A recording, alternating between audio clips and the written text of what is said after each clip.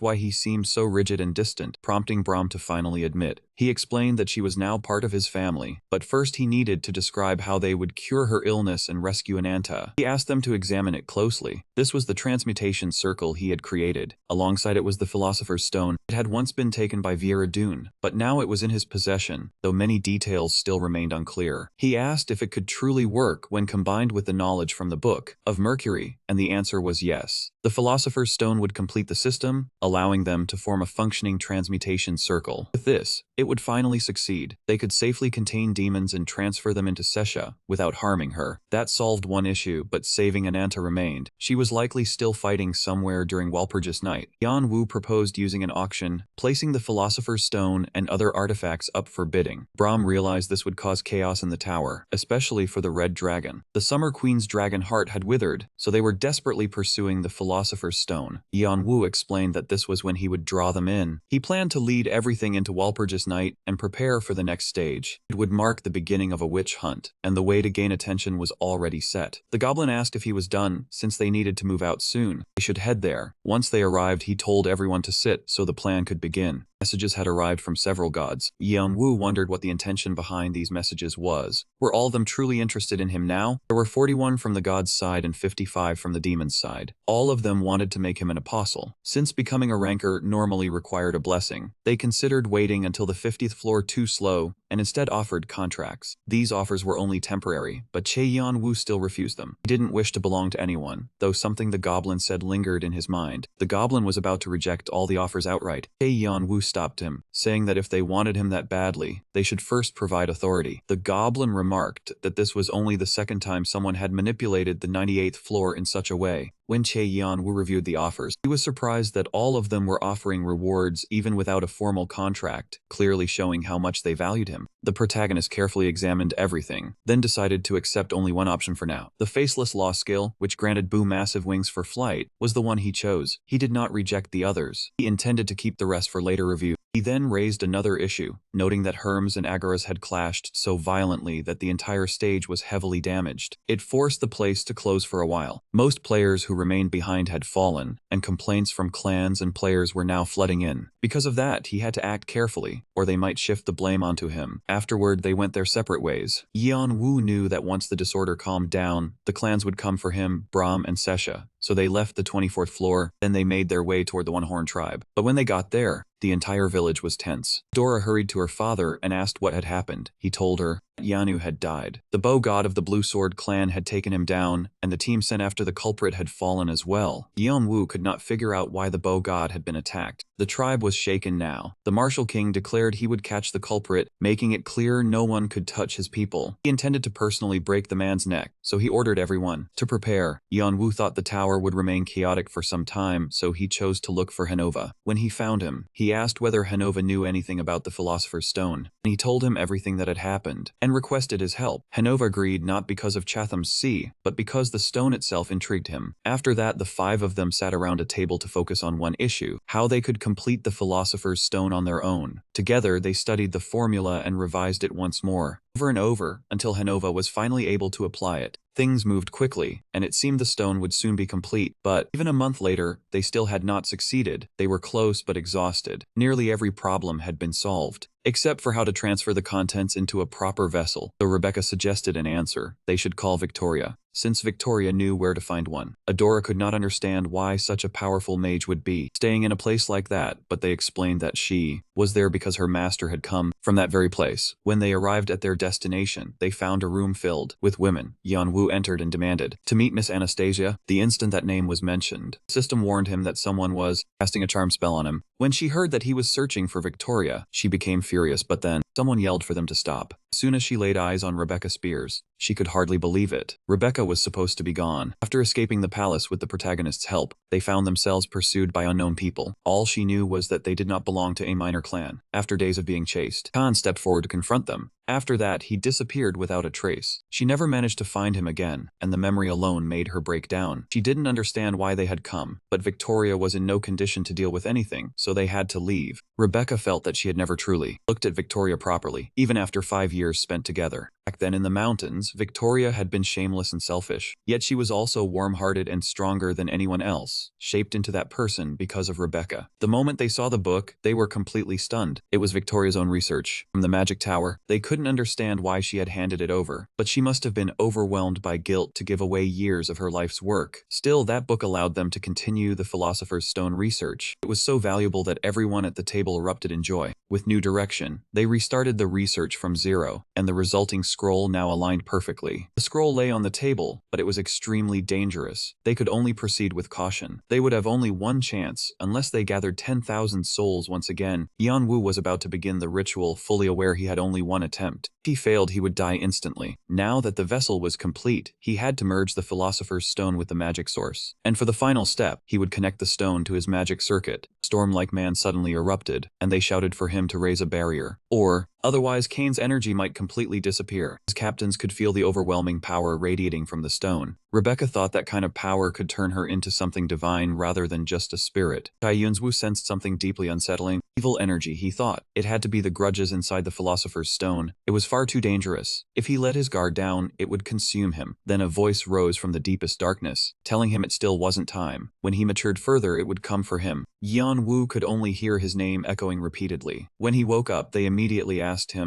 what had happened. He had caused a huge mess, but before they could explain everything, they questioned how the Philosopher's Stone had turned out. With a smile, Yanwu said he still didn't know. They would need to test it first. Meanwhile, Sesha insisted on seeing her uncle. It had been days since he last played with her, and they still treated her like a small child. She asked what he was doing, and Yanwu replied that her uncle was off playing fighting games with his friends. The captain thought about it. That power felt far too terrifying. When he first met him, he was just a small child. Now he had become something beyond belief. He was strong, but the captain had also fought alongside him, so he couldn't allow himself to give up here. The system issued a warning to his subordinate regarding the Devil's Blessing. At the same time, he drew on the Philosopher's Stone's power and even initiated a spirit summoning spell. Even his allies were taken completely by surprise. Both of them were genuinely terrifying in power. For Brahm, it was beyond comprehension, just how much power he truly held. And that was not all. His servants were equally formidable. They were immensely powerful and moved in perfect coordination with him. After receiving the encouragement, Yanwu stated they needed to recover his divinity again, though he knew it would not be simple, as no player in the tower had ever regained divinity. Only rumors suggested that All for One might possess a method. Even so, the protagonist told him that if he regained his divinity, he would do the same. He was shocked, questioning whether Yanwu truly meant it. Yanwu simply nodded, saying he had already tested him. Now they had to proceed to the next step. Next stage was clear. He intended to eliminate the witch and rescue his daughter afterward. Later, at Kellad's auction house, Yanwu laid out the entire plan. He prepared the auction while disguising his identity, using a tribal skill that Fanta had previously employed, and the merchant he selected was the same one who had always dealt with such items. That merchant continued his usual business, unaware of the truth. He still failed to realize what was really going on. Once the plan was set, he wrote down the Philosopher's Stone formula, but the critical section had already been destroyed. The Emerald Tablet. He had planted the initial groundwork, so now he only needed to wait for everything to mature into place. Then the merchant carefully divided the inscription into 3 3 separate parts. These fragments were auctioned as part of the legacy of the great alchemist Trismegistus. Those who recognized their true value rushed into Khaled's auction house, while the 8 great clans began investigating the rumors. By the day of the sale, crowds of players had gathered, including all major bidders. On the first day, Tycoon Croy, known for his vast network, confirmed the inscription's authenticity, and its value proved even higher than expected. That confirmation made everyone realize the inscription was far more valuable than they had originally believed. Soon the news spread beyond a single floor and reached the entire tower. Amid the chaos, the second auction began, and the winning bid was taken by the Magic Tower, determined to secure every important artifact. At the Summer Queen's castle, she remained trapped in the same recurring nightmare. When she awoke, she immediately cursed him. Ever since that man's death, the dream kept returning. Her heart had been so damaged that even her hair had begun to change. She had reached her limit, with very little time remaining. Everything traced back to that winged man. A message arrived for her. She was ordered to check it immediately. The Philosopher's Stone had been discovered, incomplete, but its structure and operating principles matched what they had been searching for. It aligned perfectly with the data they had been tracking all along. This was revealed after he bought the inscription at the auction. The night before the announcement, the Queen's aides insisted they had to obtain that final piece at any cost. No method was off limits. The auction's final day finally came. Every tower and every major power had gathered there. Everyone appeared, including the Summer Queen's adopted son. The Queen had given him her blood, strengthening him even further. Then the auction opened, and the first offer was announced. Prince Express offered the elixir, shocking everyone. That artifact was divine medicine, desired even by the Heavenly Wing, and its value proved how extraordinary the Philosopher's Stone truly was. Its worth had risen to that incredible level. Trembling, the merchant began reading each offer aloud, yet the others would not yield. Did he really think he could take the inscription that easily? He rose to his feet and rejected that idea. They were not after just a single inscription. They wanted every last one. Then the previous buyers were informed at once that the inscriptions had been stolen. The crowd erupted, demanding to know what he had done and whether he was trying to start a war with the entire Magic Tower. He laughed, finally holding the secret that could heal his mother, and let the Red Dragon dominate the tower. At the same time, they laughed as well, because this was exactly what they had expected. In the new arrangements, they had deliberately planted the wrong formula. Demons and dragons were natural enemies of poison, making it especially harmful to them. Since her body was already damaged by her heart, this would only worsen her condition. By the time the Summer Queen realized the problem, the poison would already be inside her. Driven by rage, she would head straight to the place where the inscription was accepted. That place was the witch's home on Walpurgis Night, and Brahm was genuinely impressed. He had never imagined such a detailed plan. He still thought the plan could succeed, so he needed to act quickly. As for the Summer Queen, she was overjoyed. At long last she had obtained the Philosopher's Stone. People said the Summer Queen was more than the clan's leader. The true reason the tower feared the Red Dragon was that she stood as the source of its power, sharing her strength with its players. She was the heart of the Red Dragon, almost the Red Dragon itself. But what would happen if something went wrong with her? Then a terrible pain struck the Queen. The others urgently asked what was happening to her. Meanwhile, he returned to the floor of disaster. There, he discovered fragments of the exploration journal. Those records told him the auction house was the genuine one. At that moment, he was prepared. Using the stone, he awakened new abilities and obtained the third celestial spirit, which contained restless evil spirits, along with a swarm of monsters which he ordered to scatter. He recalled Brahm's words. Brahm had called him evil. This approach was entirely different from Brahm's. They washed carefully and fired.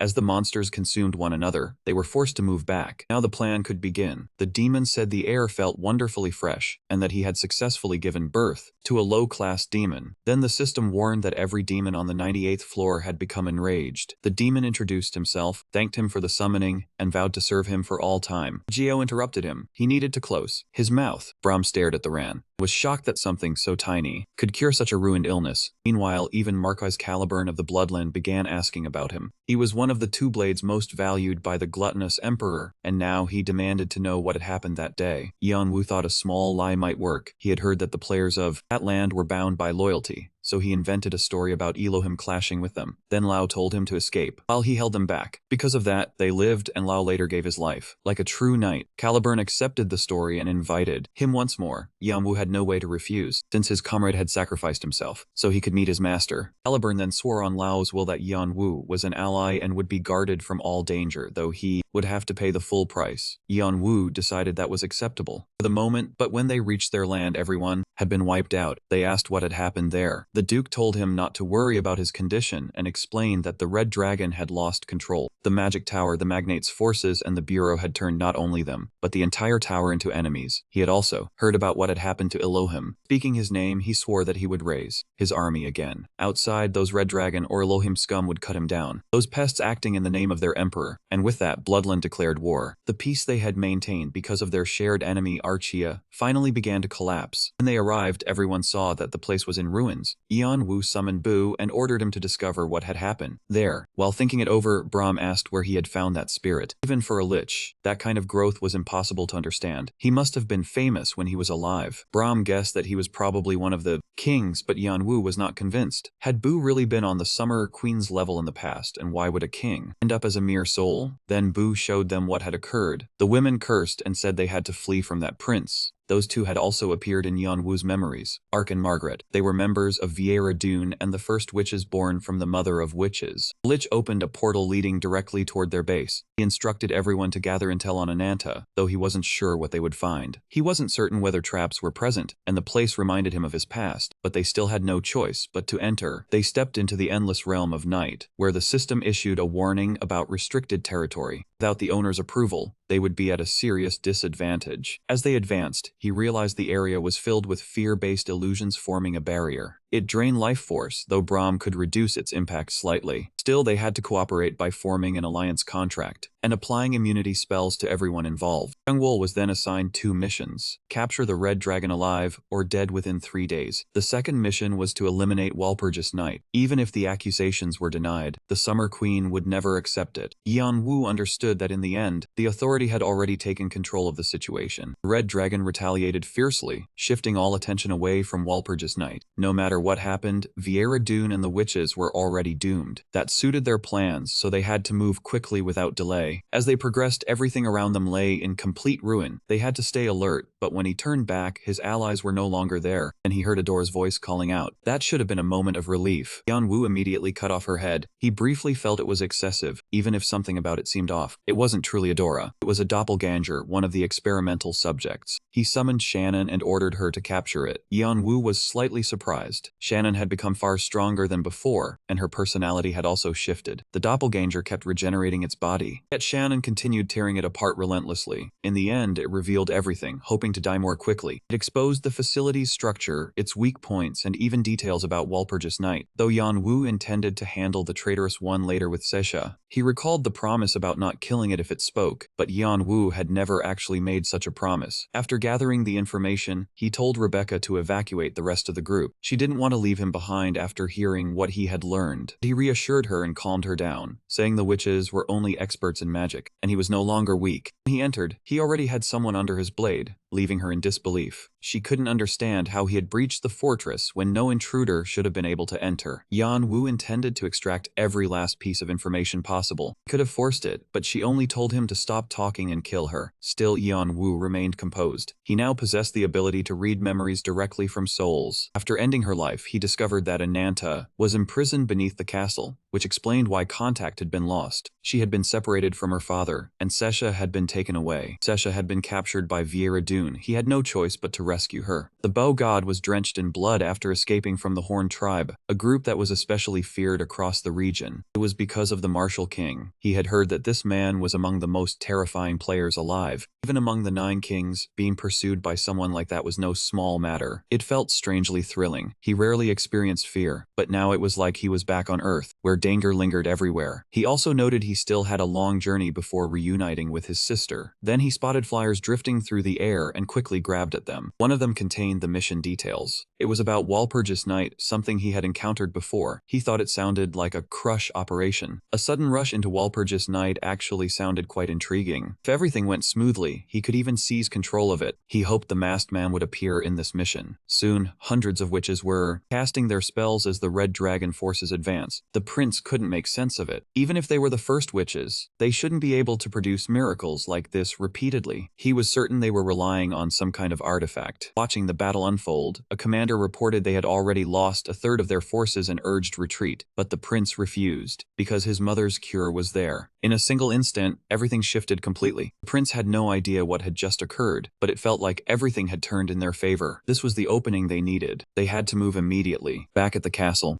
Broken reported that the monsters' formation had collapsed, and all 5 protective barriers were on the verge of breaking, leaving only the underworld boundary formation intact. They didn't know which bastard had been breaking through their defenses, but the enemy was close and had to be stopped. No matter what, she believed they could still delay them, even if the formation was incomplete. With the Philosopher's Stone, they possessed a pure version unlike anything derived from inscriptions. Everyone prepared for battle, all of them having absorbed the same stone's power, and she suddenly caught the thick scent of blood behind her. Behind her, she wondered who that bastard was, realizing she hadn't sensed his presence at all. And where were the other witches? When she looked around, they were all already slaughtered. She needed to warn her lady immediately, but something felt off. The stone itself was reacting strangely. Shan Yun Wu concluded that this must have happened to all the witches. That made 42 in total. Everything came down to his precise execution. There had been no flaw in Walpurgis Knight's stone, as the Philosopher's Stone itself was perfect. It didn't require any external magical support, and Bu exploited that weakness to interrupt the flow of magic. As a result, the witches' stones were reduced to ordinary rocks. They pressed onward toward the castle. Vieira Dune continued receiving reports about what was unfolding inside the castle as mercenaries closed in rapidly. The Trafalgar clan had reached the south gate, and even the Ranker Chow had appeared. Below him was stationed just outside the north gate. They then reported that the barriers had been shattered by the Martial King. Panic spread through everyone. Martial King himself had arrived with his tribe. At this point, their clan's ruin seemed certain. There was no way out. Everyone watched in silence as their mother prepared to speak and steady them. Inside the laboratory lay the answer. Soon, a being would emerge to protect her helpless daughters. Chai Yan Wu thought Elohim had helped him greatly, but he still could not allow him to take Vieira Dune's head. He ordered Bu to deal with the basement while he pursued Ananta. When he arrived at the laboratory, he finally found her. It was Ananta. Then the story shifted to how they had first met. His brother had noticed the strength of her spirit, and that was what began their close friendship. Even though their personalities were completely different. Years later, she was captured and tormented for the location of test subject BX-71, human dragon she had stolen away, but she refused to say anything. They were completely deranged. She told them to pass a message to that witch Vieira Dune, saying she would make her pay someday. After rescuing her, Yeon Woo wondered what they had been trying to do. Her mind had nearly slipped away from her body. If Ananta was already in this state, then the other test subjects were likely already gone. He teleported Ananta away and decided the only mercy left for them was to destroy the place and release them. After leaving the room, Bu said he had managed to take the entire library, along with the other Philosopher's Stone and hundreds of witches. They fled in panic because everything had been taken. They asked their leader if she was all right, but after seeing the damage, she could hardly believe it. The materials needed to create a vessel were gone, so they could no longer summon their mother. Even so, she ordered them to prepare another vessel, even a temporary one. She declared she would descend herself and punish anyone who dared interfere with her plans. Then her anger erupted. She called them useless and commanded them find Ananta and the intruder no matter what. When she noticed the trace, she thought the magic looked extremely familiar. It resembled dragon magic and reminded her of him. Then, a massive explosion suddenly burst out there. When she saw Yeon Woo even behind the mask, memories returned. She said she had wanted to become the leader of Walpurgis Night, so she could leave Archie behind. She was more convinced than anyone that she was right. She believed her brother would eventually understand her intentions. Yet she still poisoned Yeon Woo, and even used his daughter as a test subject. Treating her as an experiment, she made terrible choices, and he wondered what her past had done to shape her into this. What kind of past could have led her to think like that? As if she had always been pretending, never truly genuine. Then he slit her throat. Vieira Dune awoke, and they questioned why she had suddenly been transferred into this body, why she had been placed into this body. This was her unique ability. Inherited from the Great Mother, it allowed her to transfer her ego data into another body. In other words, she could switch between bodies. She cursed, insisting that bastard should not be alive since she had killed him. Yet those eyes were unmistakably his. She threatened her subordinates, demanding confirmation that she had truly killed that man. They all swore that they were certain she had done it. She apologized, saying she had momentarily lost control. The moment her head was severed, the Philosopher's Stone activated. It had been prepared in advance as a safeguard in case of danger. She ordered everyone to fall back and take defensive positions. But then someone asked where she thought she was going. She wondered where she had ended up now. And then the cycle continued, bringing more and more deaths. repeating the same pattern of destruction again and again. She begged desperately for him to stop it, but Yeonwoo refused, mentioning Ananta, Sesha, and he had endured far worse suffering. Compared to that, she had no right to ask for mercy. Terrified, she screamed and demanded to know who he really was. Yeonwoo laughed, never removing his mask, making everything feel even more unsettling. He said it wasn't entertaining enough, then added that he hoped she would keep reviving so he could end her repeatedly until her spirit finally broke. At that moment, he sensed a killing intent approaching. He acknowledged it with calm approval. The speed was far beyond that of ordinary rankers. His senses had grown even sharper. Kindred asked where the dead Brahm was, since he knew Brahm had died, yet someone resembling him was nearby. Yeonwoo questioned how the demon army knew this, wondering if they had a tracker on him, and decided he needed to be more cautious. They were told they had been waiting for him all along, the heavenly demon, that Sesha must be handed over to them, though he didn't understand why. He simply followed the will of the heavenly demon without questioning it, but inwardly he laughed. That was absurd, since he had stopped obeying those commands long ago. Now he tells him to follow along, but the protagonist asks what would happen if he chose not to. Kindred grows furious. How dare he defy the command of a heavenly demon? Did he truly believe he had any other option? Yeonwoo says he does indeed have a choice. Vieira Dune trembles in fear as her castle begins crumbling. What had MC done? He smiles, knowing this is only the start. Galliard says everything has been prepared. What exactly are they about to do? Wasn't that magic supposed to demand a ridiculous price? Tom tells him to stay calm. Everything gathered here would be enough, and the witches could never have expected something like this. The Philosopher's Stones created to defend them would now be turned into projectiles. Meteor Strike normally required at least half the mana stored in a dragon's heart. Rankers, mercenaries, S-class fighters, none of them mattered before this catastrophe. Cha Yeonwoo believes that after an attack of this scale, no body should remain for her to transfer into, so he decides to search for the corpse, but someone behind him suddenly shouts his name. How could someone like him hurt him? Shin Yeonwoo praises him, saying it was impressive. He thought he might survive that, and now he truly wanted to see him do it once more. He asks whether he really believed he had prepared only one attack. Another meteor strike follows. He confirms that one was a shadow too. The man was unbelievably persistent, but there should still have been damage to his mind, transmitted back to the original body, and when he looks the side, there it is. He thinks she went down too easily and deserved a harsher ending. He activates the Devar skill and hands it to Boo to absorb. With the dagger's help, he managed to move several skills into his body, but his dragon body rejected them, so the system granted him regeneration instead. Yeonwoo realizes it worked, and that skill brought him closer to the being known as All for One. Players had discovered that this was one of All for One's abilities. They called it immortality. However, it did not mean he could never die. Rather, it meant he could return even after his head and soul were destroyed. It was the power to come back, again and again. Because of that, no player could cross the wall, but if someone mastered that skill and met the conditions, they might surpass everyone, even the Summer Queen or the Martial King. He had obtained everything he needed, so it was time to leave. Then an unknown mission was completed, and he received dragon blood as his reward. It was a unique item. Since dragons no longer existed, it could not be obtained anymore. It was valuable, though he did not know how to use it. That very moment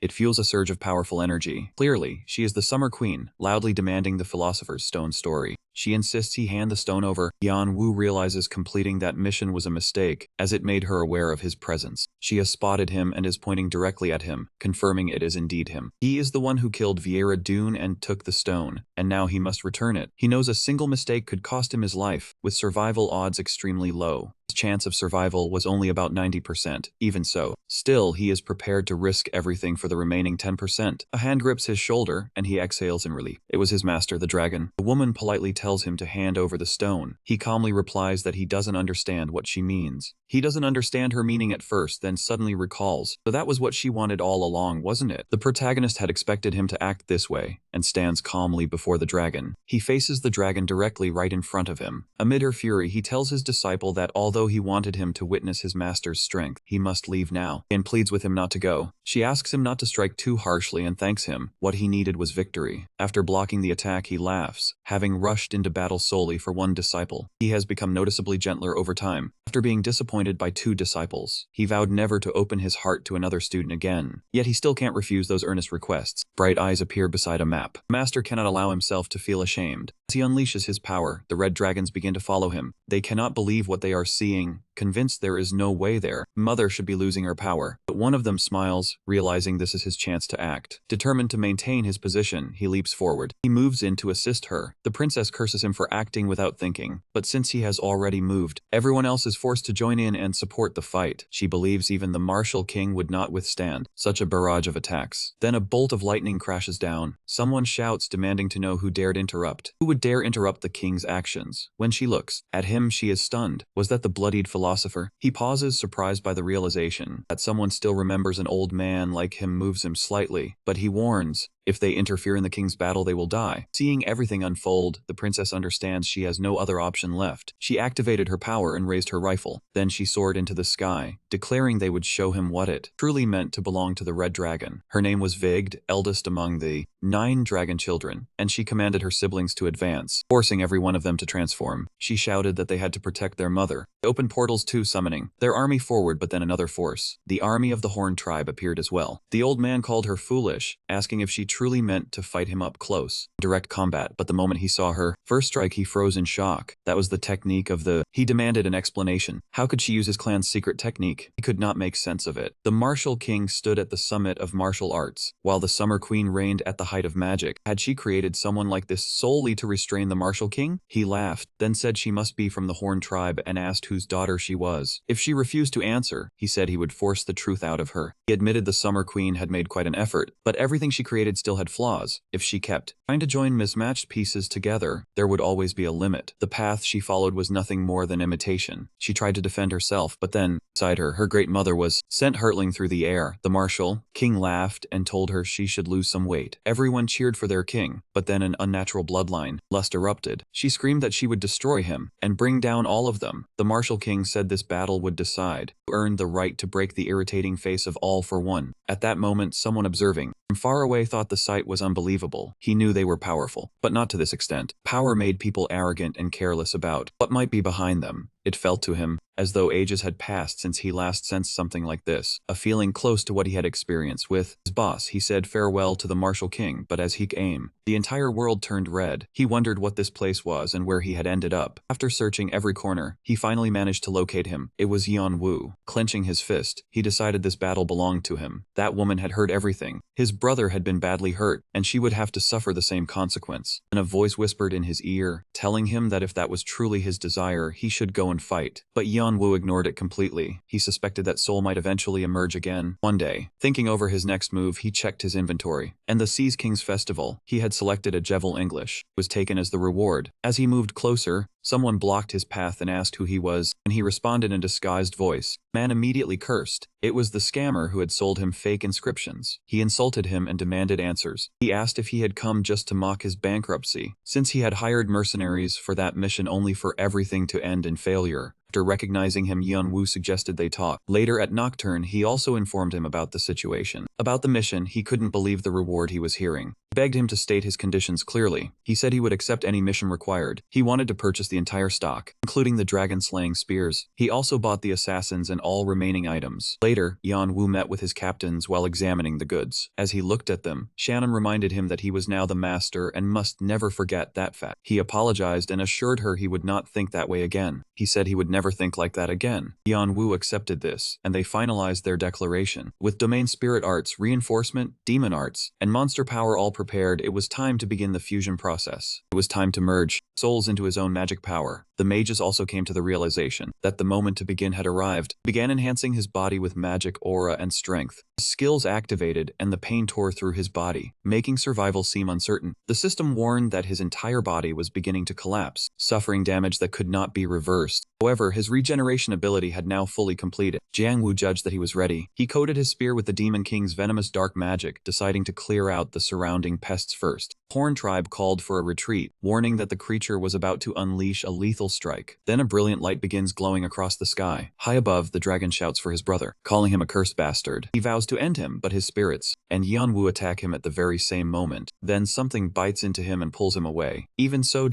Yan Wu tells everyone not to pursue him, because they must almost reached the Summer Queen. He thanks him, realizing there was still a trace of affection left within that family, but he refuses to admit it. Mother will die tonight, so he needs much more blood. Another chain connected to the Queen's heart has been severed. King uses that chance to strike. Even so, he feels disappointed. He expected more, but the only opponent truly worthy should be all for one. He feels deeply ashamed of his disciples and tells her to avoid the attack. No matter what happens, she must escape. Then Zhengmu's words return to her, saying she would fight alone for the rest of her life. And in the end, she would simply close her eyes. She suddenly comes back to herself, screaming with everything she has, telling him to come at her. Damn it. Wings of Heaven. The Martial King prepares to finish her, but Yeonwoo offers an apology and says he will block his path. With her final breath, the Queen thinks of the Wings of Heaven. Last dragon in the tower falls. No one can believe that someone so strong and mighty has truly died. Even the Horn tribe cannot believe it, and the princess refuses to accept it either. Her beloved mother is gone, and she curses the Martial King. She reveals her horn, intending to kill him. He cannot understand why that girl has a horn. Up in the sky, hundreds of portals suddenly open. He grows furious and wonders what those damned things are doing here. It is the Bloodland clan. He demands to know why they have come, while they insult him as a pig. Then someone greets him, asking if this is not his dear friend, the Martial King. It is the commander of Bloodland, the gluttonous emperor. Long ago, when the gluttonous emperor, Martial King, stormed in alone, after previously attempting to consume the flesh of the Horn tribe, he approached the castle alone, moving in like a raging storm, and ultimately reduced it to ruins. Now he has returned with a proposal. This time, it is an offer of alliance. On top of that, he claims his disciple is a friend of his, pointing directly at Yeonwoo. To lighten the atmosphere, he starts music and shifts his appearance. He suggests they should drink and enjoy the moment, even wondering if he could one day taste dragon meat in battle, and finally experience dragonkind flesh for himself. Her allies urge DG to retreat immediately, but she is consumed by revenge. While the army closes in to overwhelm her, Dongwoo activates his dagger and draws in the sword's power. The soul of the Summer Queen is sealed within it, though she resists from the very beginning. She continues to struggle against it. Wang Wu is unsure how to respond. Meanwhile, the assassins warn him to proceed with caution. The Martial King is in an absolute rage. He is furious beyond reason, demanding how dare they. How could they steal his victory like that? Even so, after being saved, he understands this is all part of the larger revenge plan, so he holds back. He says no more and remains silent. Afterward, they depart, leaving behind a situation that is complete chaos. The aftermath is a total mess, and Adora grows deeply worried. She is concerned about the large bruise on his backside. This marked the fall of Walpurgis and the Summer Queen, with the reward finally secured. The office grants him access to a treasure vault within the castle, an armory filled with priceless relics and a complete set of equipment, a vast library, and even the outer reaches of the endless world. The world of night, though it still needs to be rebuilt. It must be constructed entirely from the ground up. Afterward, he establishes his clan residence there. Around that time, he also visits the Horn tribe. There, Sumogapu reports that all preparations are complete after absorbing many witch souls. The being has developed rapidly, and even its intelligence has improved significantly. It has even requested a laboratory for itself. When he enters the facility provided for it, he is stunned by what he sees. This creature is clearly extremely valuable to him. As he walks forward, he arrives at the location where they prepared everything. This is exactly what Yeonwoo requested, and he thanks them. It is finally time to begin. The moment she sees him, in an instant she launched an immediate attack, but Boo quickly restrained her. She shouted to be released, furious at Wings of Heaven. Then Yeonwoo took off his mask. This was not the Wings of Heaven she had known. His true name was Cha, the protagonist. Even as she kept throwing insults at him, he still offered an apology, but said he would tear her apart for what she had done to his brother. She only laughed in response, confident nothing would happen to her as long as her body remained intact. He didn't seem to understand, so they told her that every part of her body had value, and they would dismantle it piece by piece right before her eyes, right in front of her, explaining exactly what each part would be used for. That shattered her resolve, and she begged them to stop and end her life instead, or said she would agree to anything they wanted. Yeonwoo wanted to know why his brother had died. The diary revealed everything in detail, yet he still couldn't understand why they had betrayed him, even though he had become powerful enough to rival the Nine Kings. Ardia was not a place that should have fallen so easily. What he couldn't grasp was why the Nine Kings suddenly united against his brother. There had to be something missing. After promising she would be killed, she revealed that it was because of the Soul Stone. He possessed Lucifer's Soul Stone. Lucifer, the being known as the one who brought light to that world, belonged to neither demons nor gods. He wandered alone until 1,000 years ago when gods and demons tore off his wings, causing him to fall and leaving everyone greedy for the stone. Anyone who obtained it could gain tremendous power with ease. When asked where the stone was, she said she did not know. Yeonwoo warned her to be more careful with her words. If she truly knew nothing about the stone, then their deal was over, he told her. He instructed Boo to take control of her. Then she repeated the same story she had once told. She told Brahm, and he stated that with this information, they should bring out the main course. Vieira Dune was summoned, and the moment she saw him, she only desired to kill him, but Yeonwoo knew she would not obey, so he told Brahm to go first. He also did. After all, he had suffered greatly because of her. The object in Yeonwoo's hand was an elixir he created out of curiosity, wondering whether it could affect a ghoul-type monster. She might still be harmed, and he was unsure whether it would affect her, but he wanted to attempt it. Under the torment of those powers, her spirit finally gave way, and she pleaded for mercy. Then she agreed to reveal everything. Yeonwoo mentioned Mother, knowing they had tried to revive the so-called Mother Earth. She was among the few great gods who had existed since the universe began. Vieira Dune had once been connected to her, but that bond was suddenly cut off. That was the reason they wanted to summon her again. She screamed that she had already told them everything, so they should just end it. He tried to speak gently, the same way he once had with his brother, while she kept attempting to justify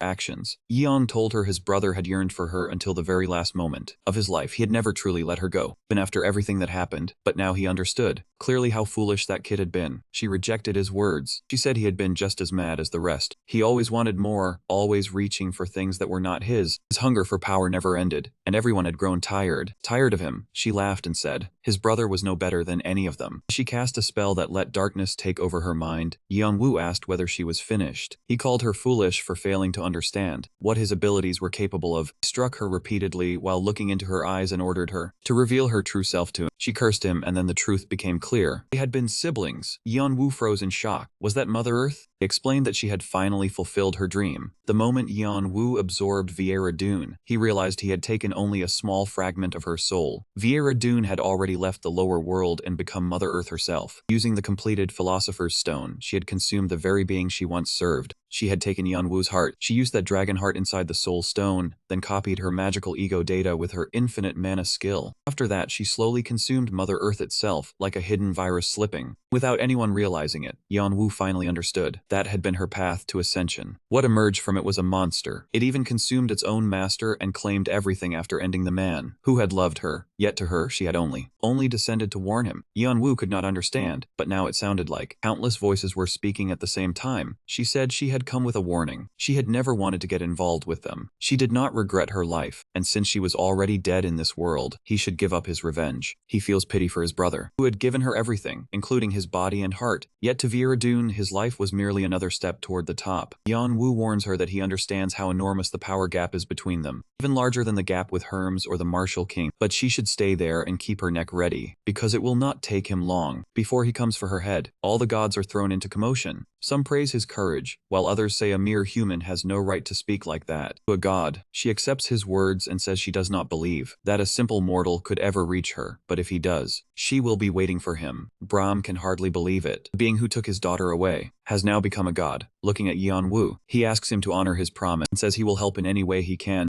Yeonwoo accepts that responsibility. Brahm says that at that moment, he placed his trust in that ordinary human, even with only a faint trace of faith remaining. Although his holiness was gone completely, there might still be a small gain left, a place where everyone could smile. Second life rancor. End of season. After the Summer Queen died, the Red Dragon began to weaken. Her 9 children launched a civil war over the throne. 3 factions emerged in that conflict. The White Dragon, led by the Spring Queen, Waltz, the Black Dragon under the Autumn Lord Tom, and the Green Dragon led by Hyal, Liso, and Bahartin. Thus, Floor 72 was plunged into a brutal war, with every side trying to swallow the others. And in the center of all that chaos, others seized the opportunity to claim power, forming new clans as fresh rankers appeared. That marked the beginning of an age of chaos, where strength became the only law. While the tower was consumed by war, Yeonwoo and his companions entered an entirely different stage. With Nayu's information, she was healed, and after some time she finally opened her eyes. Still, while Brahm walked with her through their small hidden village in the forest, she slipped out of the protagonist's arms and ran joyfully toward her mother, only to stop all at once. When a single cold glance left her frozen, Yeonwoo could not understand it. He felt deep frustration, realizing that even though everyone had wished for Ananta's awakening, she still remained in a broken state. She failed to recognize anyone around her. Her gaze remained unfocused and empty, and the MC, overwhelmed with frustration, drank. He thought that if he had known everything earlier about them, he might have been able to save her in time. him, but a voice inside his mind challenged that belief. The voice told him that without clairvoyance like All for One or the prophetic sight of the three Norns, no one could have predicted this outcome. That voice kept urging him to stop blaming himself, yet he still felt small, helpless, and alone. At that moment, the siblings arrived, concerned for him, especially Adora, and he realized something upon seeing them, that the number of people he needed to protect had grown far too large. His niece Ananta and Brahms were among them. His spirits Shannon, Han, Rebecca, and Booth were also included, along with the siblings in Galliard too. He resolved to become the shield protecting them all. He decided it was time to reveal everything, while Fant, excited, simply hoped he would finally remove his mask. Just as he was about to do so, they all froze in place. They were stunned upon realizing he was Heavenwing. Later, Yeon Woo finished recounting his painful and tragic story. He spoke with emotion and heaviness in his voice. Fanta reacted in fury, seeing him as a brother of the tribe and believing they all had a duty to support him. Without hesitation, he decided to go speak with his father. But Adora stopped him with a sharp shout, warning that if their father already knew Yeon Woo's secret and did nothing, it meant he likely wanted Yeon Woo to grow and spread his wings independently. Even so, the protagonist silently wished that they could become his wings, because what he was planning was reckless and could endanger everyone around him, including their tribe. Fant remained confident in himself. He insisted they would stand by him, his unusually strong sister, and even himself, since he knew the successor's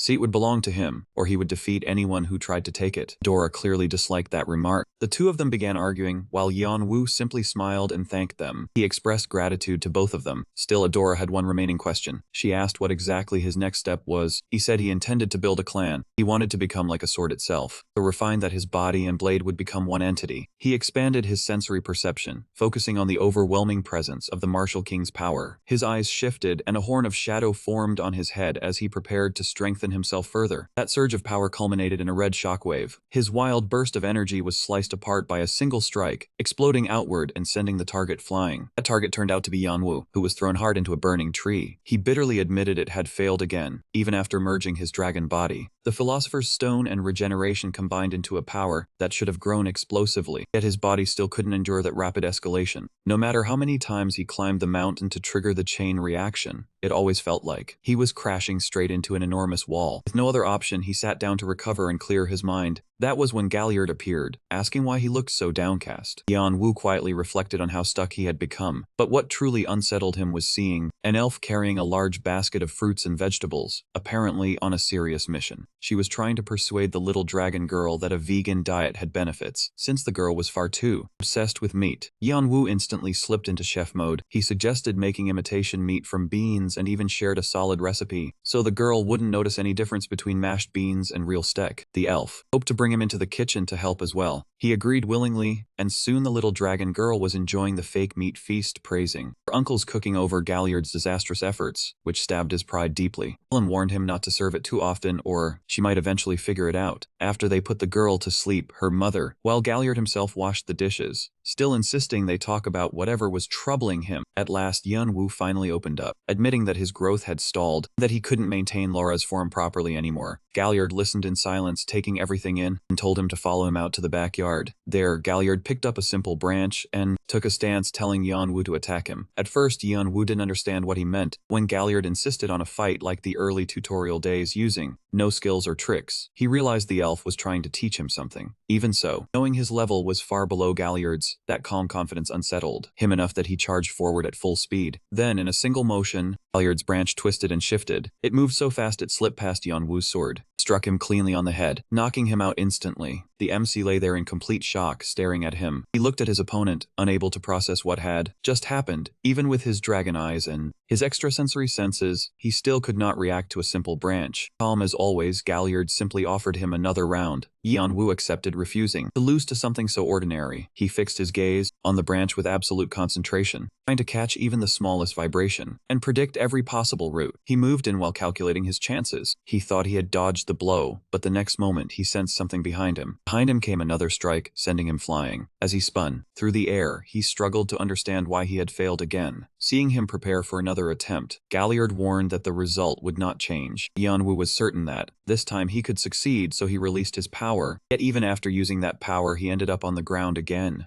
Mere branch had pushed him down as if it were nothing, leaving him utterly stunned. He could not understand how, even with all his abilities, he still kept losing to someone who was not even using magic. That was when Galliard explained what he lacked: awareness. Yanwu still did not fully understand, so his friend said pushing the body to its limit could help. The real issue came after that point. His abilities had not failed him. His imagination had, and that was what his body had been trying to reveal. At last, he understood. It was the ability to turn what existed within him into something he could send beyond himself. That awareness could be applied in two different ways. Extrasensory perception allowed him to sense the space around him, while aura could harden and reinforce his sword. Yet right before him, Galliard was using an ordinary branch to create wind slashes and even bursts of lightning, all to make Yanwu understand. By witnessing it directly with his own eyes, the protagonist slammed his fist into the ground in frustration, because he had finally grasped the truth. Until now, he had placed all his focus solely on increasing his destructive strength, while neglecting awareness. Galliard reached out a hand to help him up, and reminded him that without it, he could never truly control what he possessed. Yanwu then recalled how. He recalled how his brother had always viewed him as his first mentor. Even though he disliked the title, a gentle wave of nostalgia surfaced as he thought of Chiron C, the same person he had once trained, mostly by hitting him with branches. So when Yanwu called him master, Galliard decided it was time to give him proper lessons, just as he had once done with his brother. Meanwhile, in a city, guards were pursuing a shadowy figure through the streets, someone who strangely recalled Yanwu's calm yet burning gaze. It was the same expression as their captain's. They remembered the war days, when their sister died in their arms. Now that the captain had entered the tower, they intended to use the chain to finish what they had started during the war. Meanwhile, Yanwu continued training, listening as Galliard explained how to synchronize mind and body, starting with footwork, light steps, steady rhythm, and space compression to accelerate movement, a signature technique, the one-for-all-style technique, which he had already partially grasped. Then the elf demonstrated how to become lighter than air itself, or as heavy as lead, or even move so fast he left after images, blending stealth and speed beyond reason, so stealthy that Yanwu didn't even notice when Galliard disappeared. He vanished and reappeared right beside him, only to complain that everything was demonstration rather than real practice. Soon after, the master assigned his first task: run 1,000 laps around the village. From that training onward, he began becoming the town's biggest rumor, with people seeing him as a strange figure constantly hopping around like a frog, while his dignity slowly crumbled as Galliard continued coaching. The chaos even drew the Horn siblings' attention. They watched as Galliard tossed nuts into the air while Yanwu had to chase after them like a squirrel. Fanti winced at the scene, while Adora thought he looked like an adorable puppy. Yanwu, however, was too focused to notice anything around him. Locked entirely on his goal, he finally realized he needed to turn all that heightened perception inward to better interpret changes in the external world. It became a channel for mental energy, where spiritual power could flow. It proved useful in many ways, and as it grew stronger, it brought him closer to spiritual enlightenment. Yanwu ran at full speed, fully aware that, thanks to this harsh training, his muscles had become as hard as stone, yet still flexible like rubber, allowing him to sense the cellular rhythm of his entire body in motion. With that, Galliard decided Yanwu had mastered the fundamentals. It was time to advance to the next stage, and the protagonist stood ready for what was coming, though his master pulled out a stick, ready to train him further. By train him, the clash this time was so intense that even the surrounding air trembled, leaving the Horn siblings utterly shocked. Adora appeared slightly concerned, but Fanta was the one who was truly shaken. He felt overwhelmed by the massive gap between them as he walked through the village. While walking through the village, he kept replaying Yanwu's words, asking them to become his wings. Back then, he spoke with absolute confidence, but now things felt different. Now, Fanny admitted that the distance between them kept growing wider. Ever since meeting someone like that, he couldn't deny it anymore. He had been deceiving himself, hiding how inferior Yanwu made him feel. Still, he refused to live his life always chasing behind others. Gathering every last bit of courage within him, he stormed into the governor's chamber, where the blood philosopher was already waiting. Without hesitation, Fant asked to learn Blood Thunder. The old man doubted whether he even understood he was requesting, even though Fant knew it originated from the brain demon, a formless technique perfected by the blood philosopher himself. He said the minimum requirement was intellect, and Fante was weaker than most in that regard. He further insulted him, saying people only called him a future king because of his father and younger sister, and now he had the audacity to approach someone even demon forces avoided, the one who created ancient scriptures and even shaped his father, the martial king. He couldn't understand how someone so weak and naive could ever handle the red blood enlightenment. Fanta's pride cracked, but he forced down his anger. The blood philosopher interpreted that as surrender, but with a firm bow, the boy asked for just one chance, which surprised the old man, as he expected him to lash out instead. He knew the boy's constant trouble came from impatience, which was his greatest weakness when it came to blood arts. Still, Seeing him refuse to back down, he decided to give him an opportunity. Now he wanted to see whether Fant was truly worthy of it. Fant lit up with hope, even though he had no idea what to do, while the old man, irritated, told him to figure it out himself before throwing him out. He ended up sitting on the floor deep in thought. Just then, Adora arrived ready to leave and quickly realized something. He had decided to climb the tower, accepting that they both wanted the same goal. Even if their paths would differ, she still asked him to stay safe, and he watched as she walked away. Soon after, Galliard brought Yanwu the news about Fanta and the sealed training room. Food could be delivered there, but the door could not be opened from the inside. Around the same time, Adora disappeared, leaving behind only a note. Yanwu assumes she is climbing the tower, which drives him to become even stronger so his juniors will not catch up. And so all three of them started, walking their own quiet paths. As time went by, he gained complete control over both his mind and body, and fully mastered flash steps. He also learned Wind Path, a technique created by a lonely dark elf who found comfort only in the wind, until he finally became one with it. Yanwu also obtained Storm Eyes, which let him control the surrounding air for a critical strike, and he tested it immediately. He could see the flow of the wind with perfect clarity, then gathered those currents into a sphere of energy in his palm before it vanished, leaving him amazed by his newly gained power. His master is equally impressed, calling it an incredible achievement for someone of his race, and now he hopes Yanwu can accomplish the same thing. Then Yanwu settles into his stance, trying to stay balanced while pouring energy into his sword. He wraps the blade in aura, but once again the energy falls apart in the end. Frustrated by another failure, Yanwu remembers visiting the Marshal King months ago to ask for advice about his plateau, yet the only answer he received was that this was not his path. Back then, those words only confused him, but now the protagonist understands that the 8 trigrams and martial extremes were never suited to him. With full control over his body, he accepts that his sword talent has reached its limit. Galliard tries to lift his spirits, telling him not to hurry and saying that, for now, he should greet the guests, who have just arrived in the village, assuming Yanwu already knows who they are. Meanwhile, the tribe examines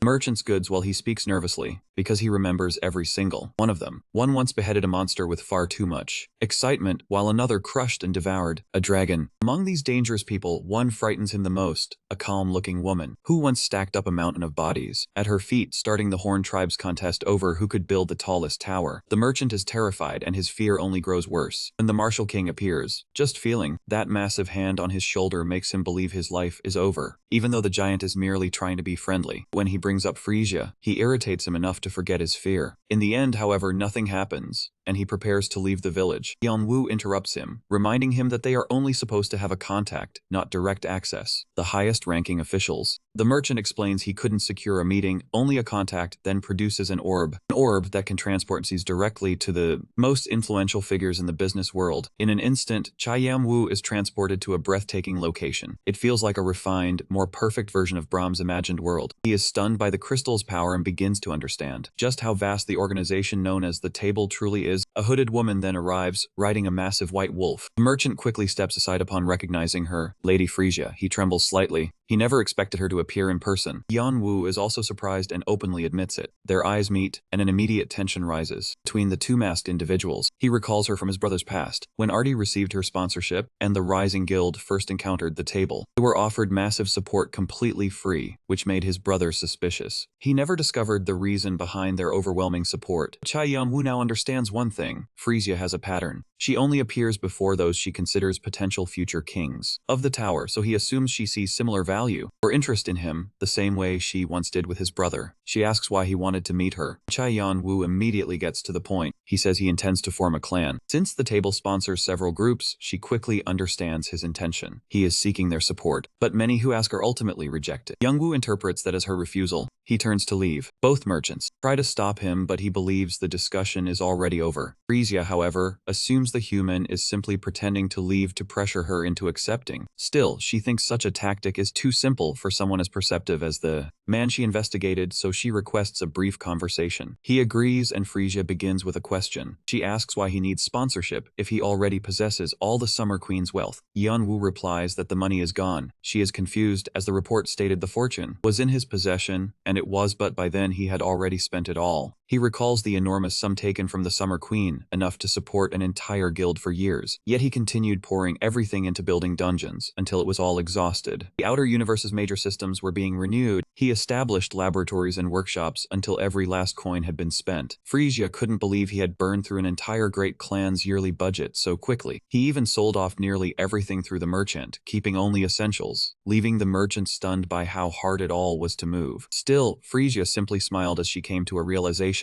She realized that the hoarder was also an extravagant spender. As she waited to hear how much he intended to borrow, Yan Wu hoped it would be a large sum, knowing it would vanish just as quickly. Amused, she waited for Atron to continue explaining. Before anything else, she made it clear that she never engages in losing deals, and if she ever believed they couldn't repay, a single cold glance would be enough to make her meaning clear. To Chai Yan Wu, she came across as a ruthless loan shark. Then she said her farewells until next time. Atron bowed to her, and with funds secured again, the protagonist planned to ascend the tower once more, though first he needed to deal with the Summer Queen. Everything was being observed by a serpent, which was actually Hermes watching with great interest. He was accompanied by Athena, who appeared unusually concerned about the boy. This was unusual for her, as she rarely allowed emotions to surface, especially after her own incompetent uncle had chosen to interfere. Hermes, however, remained unconcerned, recalling how the boy had humiliated heirs and assuming Poseidon would suffer the same fate, so he simply intended to enjoy the spectacle. Athena disapproved of his carefree attitude, but Hermes reminded her they were powerless to act from their position. He was irritated by a system that seemed to clearly favor Apollo. Even so, what surprised him most was seeing his sister care about an ordinary boy who wasn't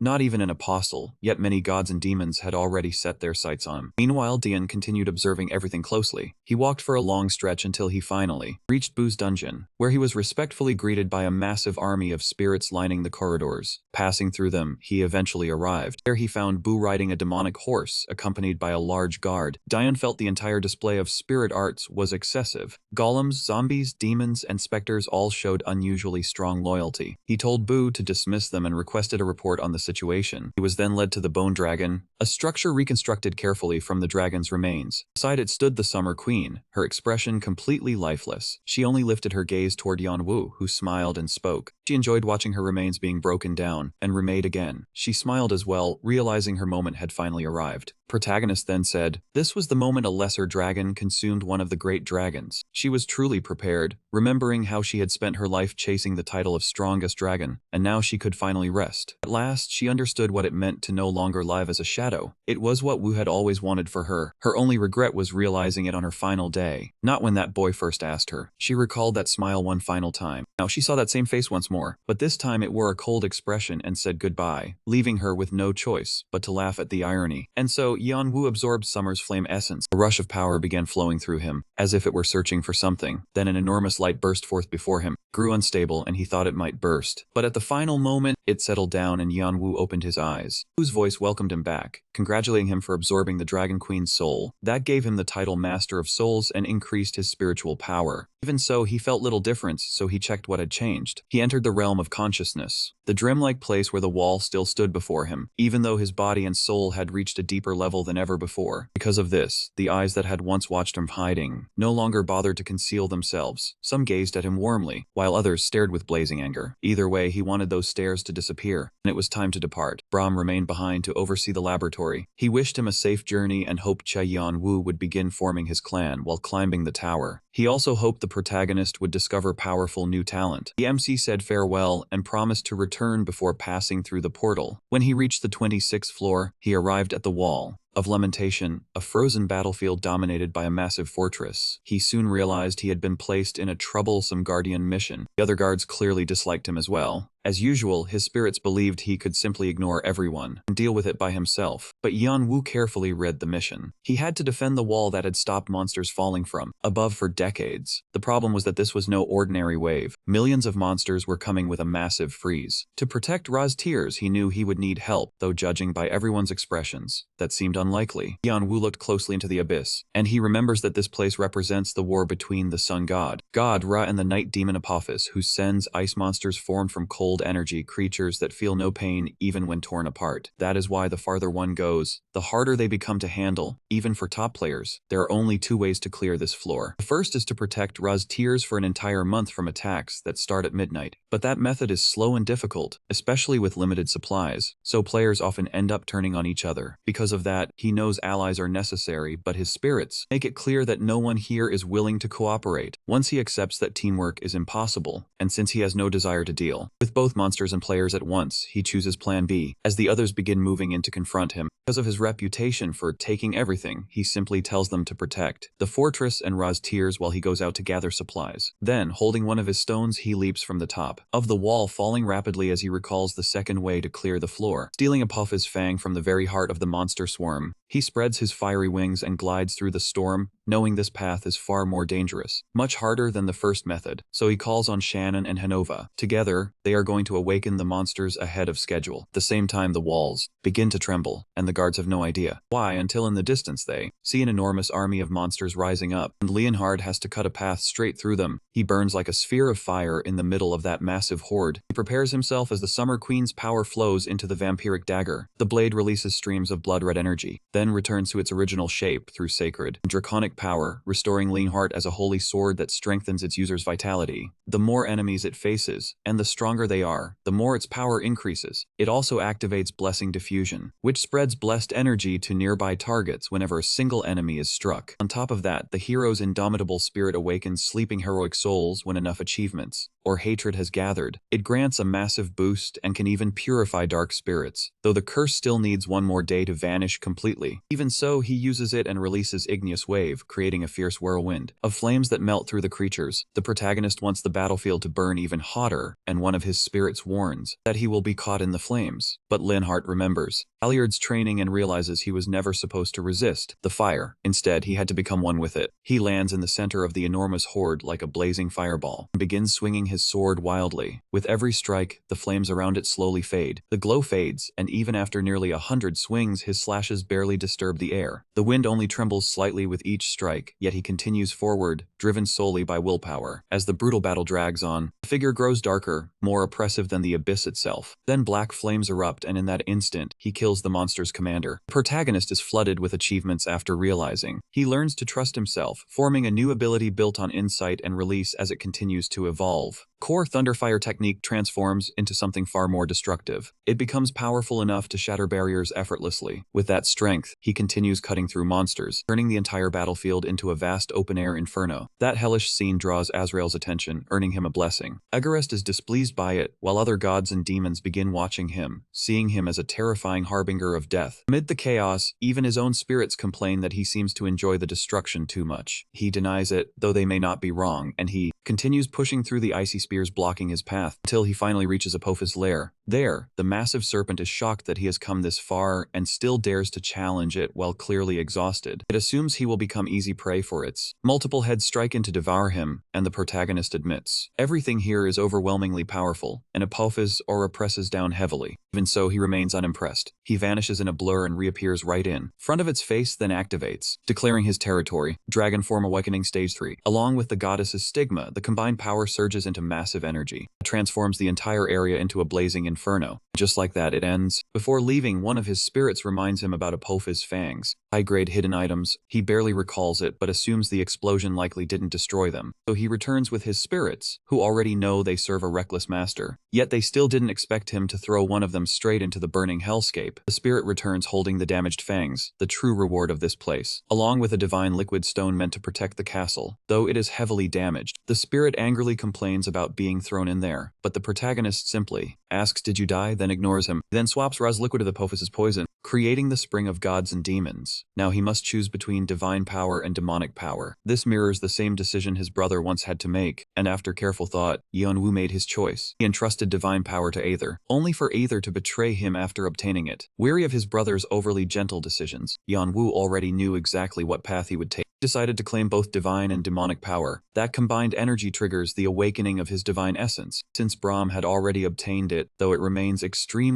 still very weak. Then he is sent to the waiting room of the 27th floor, the Pavilion of the River of the Dead. This is one of the rare cases where a rest area appears at the beginning rather than the end of a trial, because in this stage, instead of a single world-based trial, there are multiple interconnected trials spanning several floors, meaning he must complete them sequentially. A perfect route from floors 27 to 29 is required to reach the final trial on floor 30. It reminds him strongly of the tutorial phase, where he only needed to locate the first destination, so he decides to proceed inside. Inside, he sees a group of people gathered near several sunken barges. The protagonist then reviews the mission: become another soul. He must cross the river of the dead into the afterlife and complete the journey within 48 days. If he fails, he will be left as a wandering spirit forever. The first challenge is crossing the river of the dead itself. The river is so corrosive and toxic that even ordinary wood cannot survive in it. Because of that, everyone turns to Charon, a merchant known for building boats. They bring him materials and payment in exchange for passage, but the issue is, the outcome is unpredictable. Many players have already sunk into the river after trusting him. As expected, Charon appears the moment the protagonist arrives on the floor, offering safe passage for the right price. Instead, Kimoyu chooses another approach, warning Charon that he will report his shady dealings to higher authorities, using that leverage to extract information for free. After Charon leaves, he heads out to gather materials, starting with the sturdy trees located at the center of the island. But before that, he encounters two men who already recognize his reputation: a large man named Hector and a smaller one called Ibrahimovic. Yan Wu doesn't understand why they introduce themselves as if they were well-known figures. They proudly state that they belong to the Fantasy Regiment. Although this is his first time hearing of them, he assumes that after the fall of Blue Sword and the fragmentation of Red Dragon, the major clans have shifted significantly, with All for One now leading the era, followed by White Dragon, Black Dragon, Oham Demonism, Bloodland, Sea of Eternity, and the Daigud Brotherhood, which also opened the door for new rising powers. One of these is the Fantasy Regiment, a coalition of multiple clans that swept through the lower floors, though in the end, he still regards them as nothing more than a weak collective. They suggest he join them because gathering the materials alone would take far too long. Yang Wu quickly realized that this so-called partnership is just a group of players doing the hard work behind the scenes for others. He concludes that even his own guild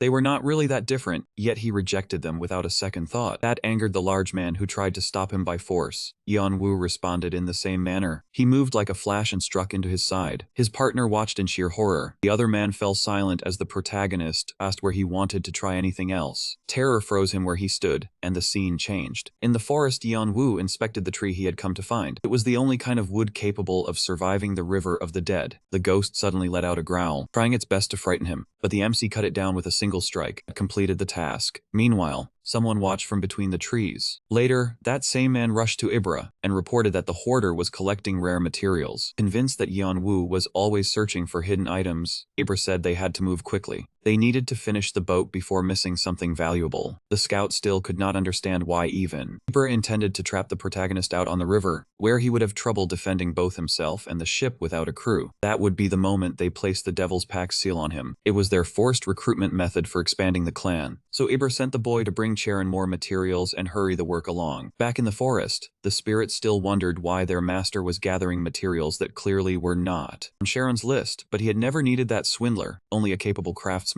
It seemed he had arrived at the right moment, because a tribe suddenly surrounded him. They were man-eating monsters, yet their tribe was strangely organized. Even so, their name suited them, since they fed on players. The spirits began questioning their master's judgment, but with his first move, he proved those monsters had never stood a chance. He blocked and countered, then turned their own weapons against them. Afterward, he demanded to know where their village was, even as they collapsed one after another. None of them wanted to speak to a player, so the fight continued as he waited for someone to break, but no one did. His spirits reminded him that he should have kept at least one alive for questioning. Warning came too late, as all their souls rose into the sky and were noticed by the villages. High Priest, who prayed for the fallen as he began his counterattack. Just like that, the entire floor became more dangerous with the arrival of the cannibal mains. Soon a group entered the forest, armed yet already frightened of the monsters. Their fear only grew worse. They soon discover a massive scene of devastation ahead, including the teams they had sent earlier. Shaken by the sight, one of them asks the elf Heidi what she thinks. She examines the area, trying to understand why the cannibals, who usually stalk players like prey, now behave like frenzied beasts. It is all because of the High Priest, whose greed has broken him. He raises the floor's danger level, and as the cannibal abomination appears, monsters begin closing in around them. The group falls into panic when they see the creatures charging through the trees, driven by all their strength, from their bloodline skill, which empowers the survivors. So the fewer of them remain, the stronger they become. Against enemies at that level, the group has no chance of fighting back. They hide before being spotted and narrowly avoid the horde, but trackers soon appear behind it, hiding an enormous creature forward. Heidi freezes, wondering whether anyone alive could ever defeat something like that. Fortunately, the monster ignores them and keeps moving. Others nearby are not as fortunate. Another group is overwhelmed. A giant creature consumes the player, with frightening ease. Hidden among the rocks, Ibra cannot understand what is happening. He remembers a strange creature warning him that the cannibal's rage was probably caused by the protagonist. Realizing he has no better option, he runs toward the boat he had hidden from his own men, then vanishes into the trees. He is delighted to see that the boat is still there, believing he is finally safe, until thunderous footsteps crash down onto the vessel. He looks up and sees a giant creature that appears pleased to have found such a cowardly rat, and that is the last thing he remembers. When he wakes, the boat is destroyed, and he cannot understand how things ended this way. Then he recalls the creature tossing him around like a toy, injured so badly he thinks this is truly the end, until Jiyeon descends from the sky with fiery wings. The monster panics like a frightened child. Sight leaves Ibra barely alive and utterly confused. He cannot imagine what kind of being could inspire that much terror. His eyes can no longer focus. The cannibal abomination is defeated, and the tribe becomes even more furious. They send wave after wave, making the floor more difficult, but Yeon-woo calmly waits for the next charge, and in only moments, he wipes them all out, barely even seeming to look at them. Still, his plan continues, and the high priest, sensing him, is consumed by fear and sacrifices the lower priests to hasten the birth of the cannibal king, hoping that this form will finally reach sufficient strength. Without hesitation, Yeon-woo rushes straight toward the fortress of the cannibal tribe, entering deep into a cave. There he encounters the massive king, who is shocked to finally see the one responsible for harming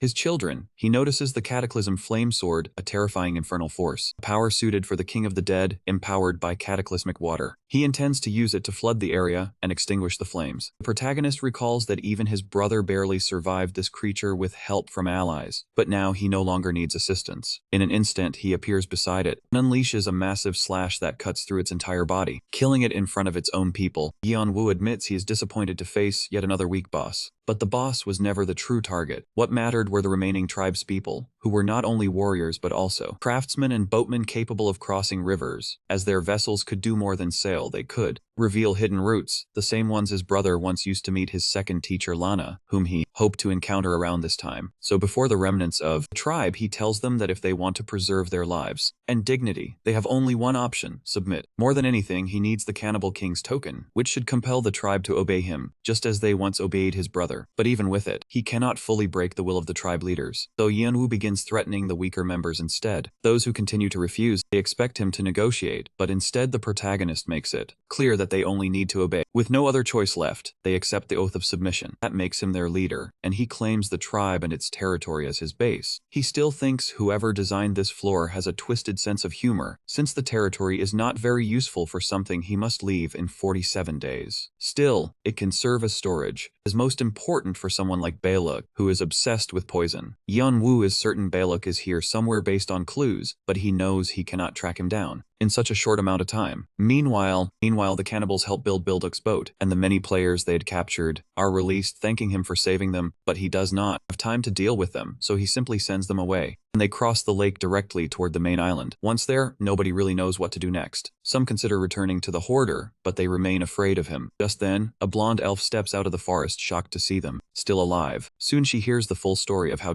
Beyond defeated the cannibals and brought the survivors under his control. But the rescued players are still lost and uncertain. Time is running out, and they are left without supplies after the cannibals stripped everything away. Heidi fully understands the situation. Her group is safe enough to build a boat, yet she struggles with the thought. She finds it impossible to abandon so many people to their deaths, refusing to follow in her father's footsteps. She requests to be taken to the hoarder so she can confront him directly. In the end, she proposes that everyone be allowed onto his ship in exchange for half their karma points and any additional work he demands. Dark aura slowly rises around the hoarder as he doubts whether she can truly uphold her word, though she is visibly shaken inside. She stands her ground firmly for the sake of everyone depending on her. At last, Giant agrees. He allows them aboard without resistance, but increases the price and demands obedience while ignoring whatever else he may do. She returns to the desperate players suddenly break into relief and celebration. Even the spirits are surprised that he now appears to have a second group of slaves, though that is not entirely accurate, since slave group number 1 is actually composed of his spirits, even if they are often frustrated by how he treats them. He ends up paying more attention to the player leader instead. He and the others acknowledge her talent and recognize she could be useful, but also understand she must be watched closely. Meanwhile, at the Hall of the Alliance, Two men of the Illusion Alliance are sparring until one of them is disarmed. The victor is the captain, who remains modest. He says his soldier almost had him, helping him up with a wide smile. That captain is Croyd of the Illusion Alliance, and he appears very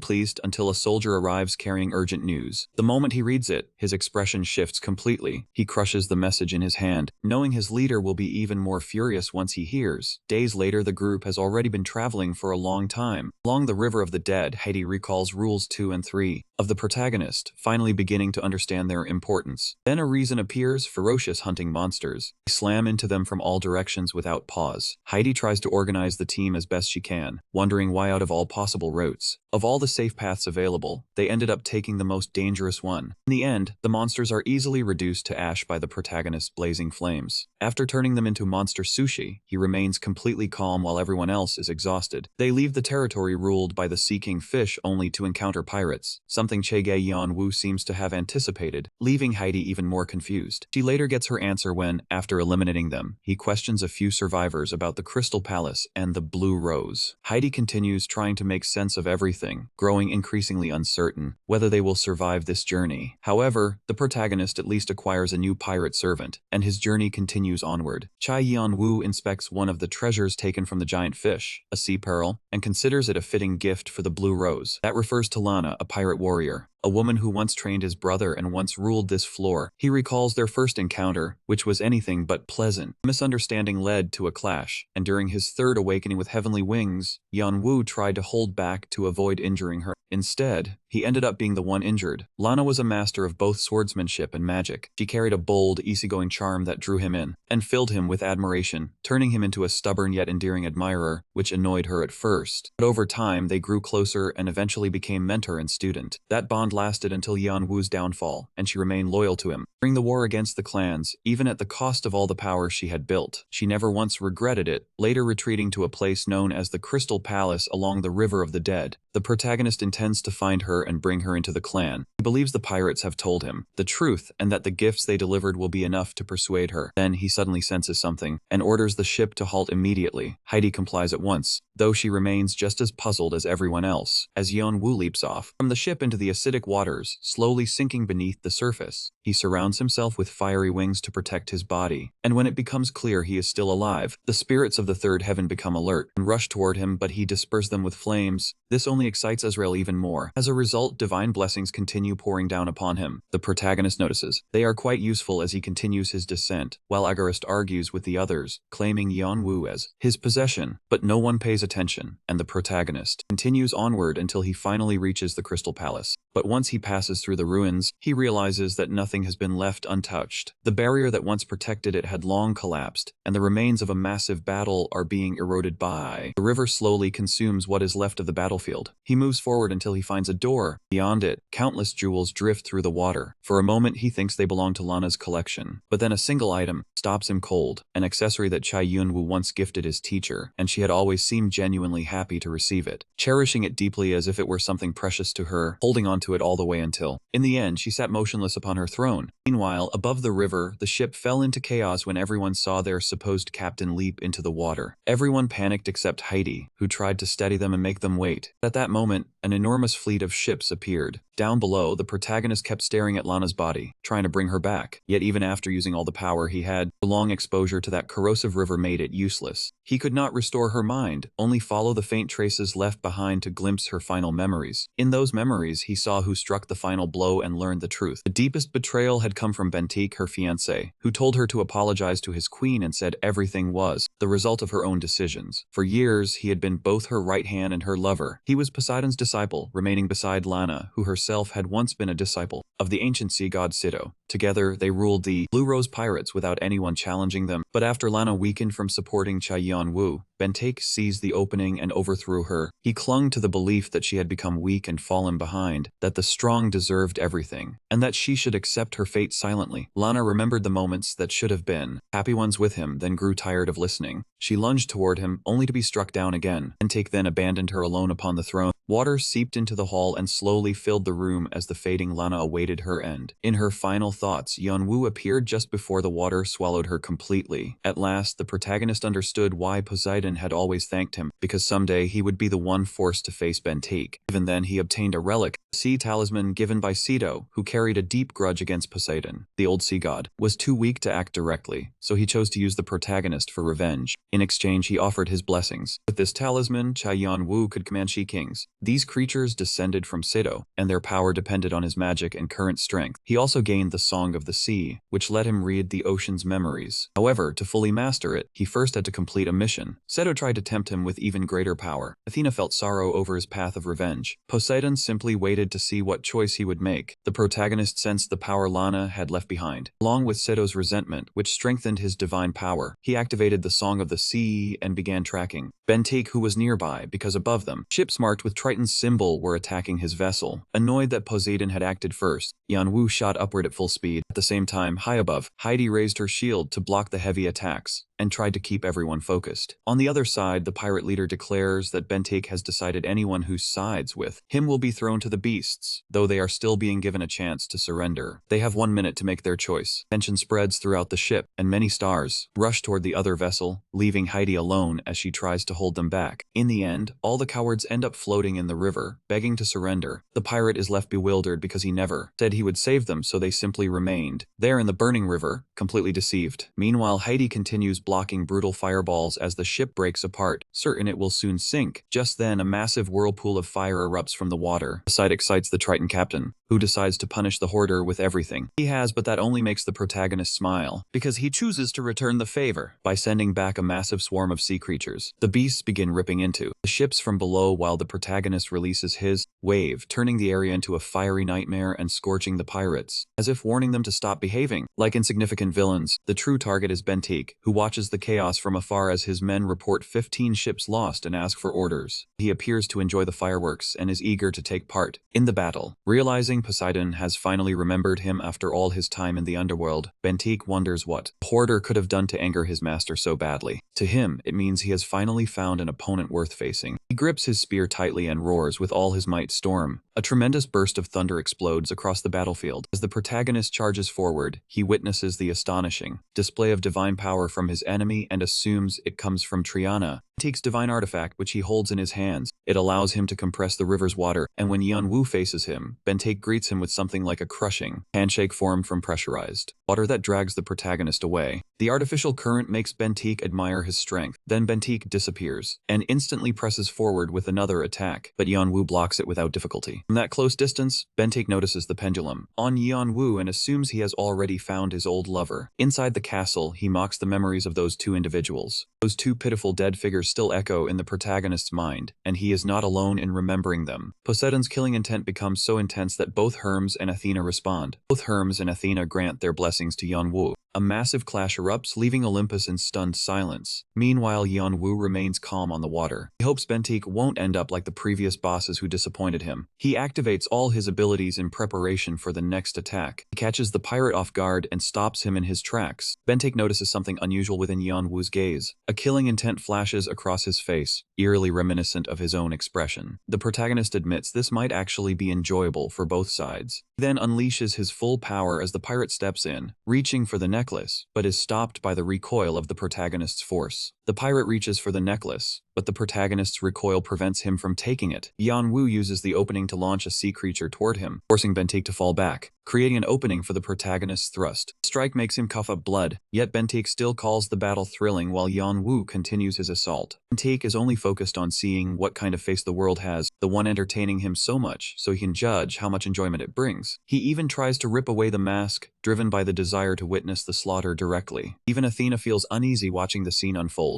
Protagonist senses mounting pressure as his energy begins to run dry. To break through, he begs for just enough power to deliver one final attack. The final strike erupts in a storm of fire, trapping Bentique within it, keeping Bentique sealed inside. Amid the mist-covered chaos, the protagonist can only hope his ship manages to escape. He regrets that his relic's power is limited, as that was the only reason he managed to win. Bentique's strength is overwhelming, and if he hopes to compete on higher floors, he must grow far stronger. Still, he cannot deny he had fun for the first time in a long while. Even so, the battle is far from over. The spirits carry Bentake back toward the surface. Yeonwoo looks at him like a true monster, which is ironic considering his own nature. Still, it is clear the pirate, his relic is completely drained, as if under a divine curse. Bentake says that at this point, they are no different now. No relics, no borrowed power, only themselves remaining. So this should end with their fists alone. And an unexpected change occurs as something tries to vanish from the pirate's hands and shoots toward Yeonwoo, becoming a new shackle of the Black King. The sudden transformation leaves Athena and all of Olympus completely stunned. The protagonist can only stare as the Black King's power reactivates, still unsure what it means or who he truly is. Meanwhile, Poseidon rages and seeks a countermeasure with his attendant gods. Azrael laughs at the chaos, while Malak and the Divine Society observe in silence. Even Asgard remains silent. Divine Society and Heavenly Church, however, are certain something major is about to unfold. Yeonwoo checks his messages and finds one from Agares. Agares continues pleading for acceptance, while Hermes and Azrael appear to understand something he still does not. He is not the only one growing frustrated with the gods. Take is also being reprimanded. He bluntly tells his own god to go to hell. Then he quickly returns to his usual composed and refined demeanor. Although he admits the reprimand soured his mood, he still refuses to back down, no matter what the gods think or how exhausted he becomes. All he wants is to prove who is stronger. So he charges straight at Yeonwoo, convinced their balance has already shifted. MC parries the attack, shaken by the truth that suddenly dawns on him. His style is built on careful calculation and strategy. Bentake, on the other hand, moves purely by instinct. One can recover from wounds, while the other ignores pain completely, allowing them to collide as evenly matched rivals. Their blades pierce toward each other's hearts. In the end, it should have depended on who possessed the greater strength. The stronger will to cling to that fragile thread of life. At least, that was how it should have played out. Then, everything suddenly shifts. Through the use of foresight, Yen, who had guided every step toward this exact moment, ensuring Bentake was the only one who truly took the blade. Bentake is bewildered, yet even with a deadly wound, he laughs like a victor, refusing to show even a hint of weakness. Unlike the comrades who had fallen before him, he seizes the sword lodged in his chest, and rejects the same fate, stretching his hand once more toward Yeonwoo's mask. He cannot pull his blade loose, because the pirate's grip is terrifyingly strong. With no escape left, Bentake's force begins to crush the mask. Then, without warning, Bentake's hand is cut away. It is severed and sent flying, while Yeonwoo leaps back as Bentake stares in disbelief. Next instant, his commander Ran catches him and drags him back. The protagonist continues pulling away. His mask is left in terrible condition. He tries to flee using the last strength he has. Barely able to keep his senses clear, he finally recognizes the one who saved him. It is a knight who calls him brother of the Bloodland. Meanwhile, Ran speeds away through the air, carrying his captain on his back. Bentake grumbles about having been rescued, but Ran says that in his current state, fighting Arvan was hopeless, so they needed to wait for a better opening. At the same moment, the Duke supports Yeonwoo, who rests in his arms, though MC has no idea who this man is or why he has come. As he repairs his shattered mask as best he can, he hears Arvan say His Majesty sent him to bring him safely back to the Bloodland. Arvan reminds him that he once promised to return, yet never came back. That is why they came searching for him. Yeonwoo then realizes Arvan still has no idea what he did, so he hides his identity at the last possible moment and admits he has no strength left. Then several familiar figures appear from above. The Queen of Spring descends before them. The sight leaves him puzzled, since she should be occupied with launching a war for the throne. But Arvan understands this is not her true body, only a projection of her original form. It is a clone formed from internal energy, one of the Horn tribe's most advanced techniques. Yeonwoo doesn't fully understand what's happening. He can't quite grasp what's going on, but the Queen makes it simple. She wants the same thing the Duke is protecting. She simply wants to destroy him completely. And if she's lucky, she might even get a taste of revenge for her mother's death. She even imagines that watching him be devoured would bring some satisfaction. But when Arvan steps in between them, she quickly realizes things won't be that easy. So she releases her power directly at Arvan. Arvan is surprised that a clone could be this strong, but figures she only appeared because Yeonwoo has reached his limit. To him, it's only a matter of time before everyone nearby ends up dead. Then he hears a voice inside his mind, promising to help the hoarder escape, and instructing him to throw Yeonwoo at the right moment. It is Heidi. She begins counting down, and at the signal, Duke throws the protagonist straight into the elf's arms, but she immediately tries to run. However, the Queen of Spring's lightning strikes and catches them. Pain surges through Heidi, and her companions cry out in horror, refusing to accept the plan. But holding tightly onto Yeonwoo, she refuses to let go and refuses to become like her father, determined to prove it no matter what. Her energy suddenly erupts, forming a protective barrier around her. That moment, her true appearance is revealed. The MC sees her clearly. Blue eyes and silver hair, unmistakable traits of a noble lineage thought to have vanished. Even so, she manages to return to the ship and shouts for everyone to stop freezing and set sail immediately. The Queen of Spring tries to stop them, but the Duke blocks her path, holding her back while the ship escapes. In the Jijin, everyone struggles to understand why the elf saved him. She simply says she doesn't want to become like a certain person, hoping that explanation is enough. Yeon-woo doesn't press further. He entrusts his life to her and then passes out. Watching him, Haiti smiles faintly, surprised by the chaos that unfolded. Porter wasn't a monster after all, and she lays him down so he can rest. But it seems he won't get any real rest. His mind is dragged into a deep, dark space. He tries to understand where he is and sort through the confusion, until the presence that brought him there with dark magic appears, coldly questioning how one fragment of itself dares to resist being summoned by its other half. In its eyes, they are the same being, so Yeon-woo has no right to speak back. That alone is enough to provoke him. He grabs it by the neck but stops on the calm clone, notices his killing intent and sighs, saying he's far too quick to anger. It points out he's not as cold as he believes, which irritates Yeon-woo further, and he demands to know why he was brought here. The clone replies that it doesn't matter, it only came to complain. Even with all of those incredible abilities, he still managed to deliver a battle just as dull as the previous one. For the clone, he was unfortunately far too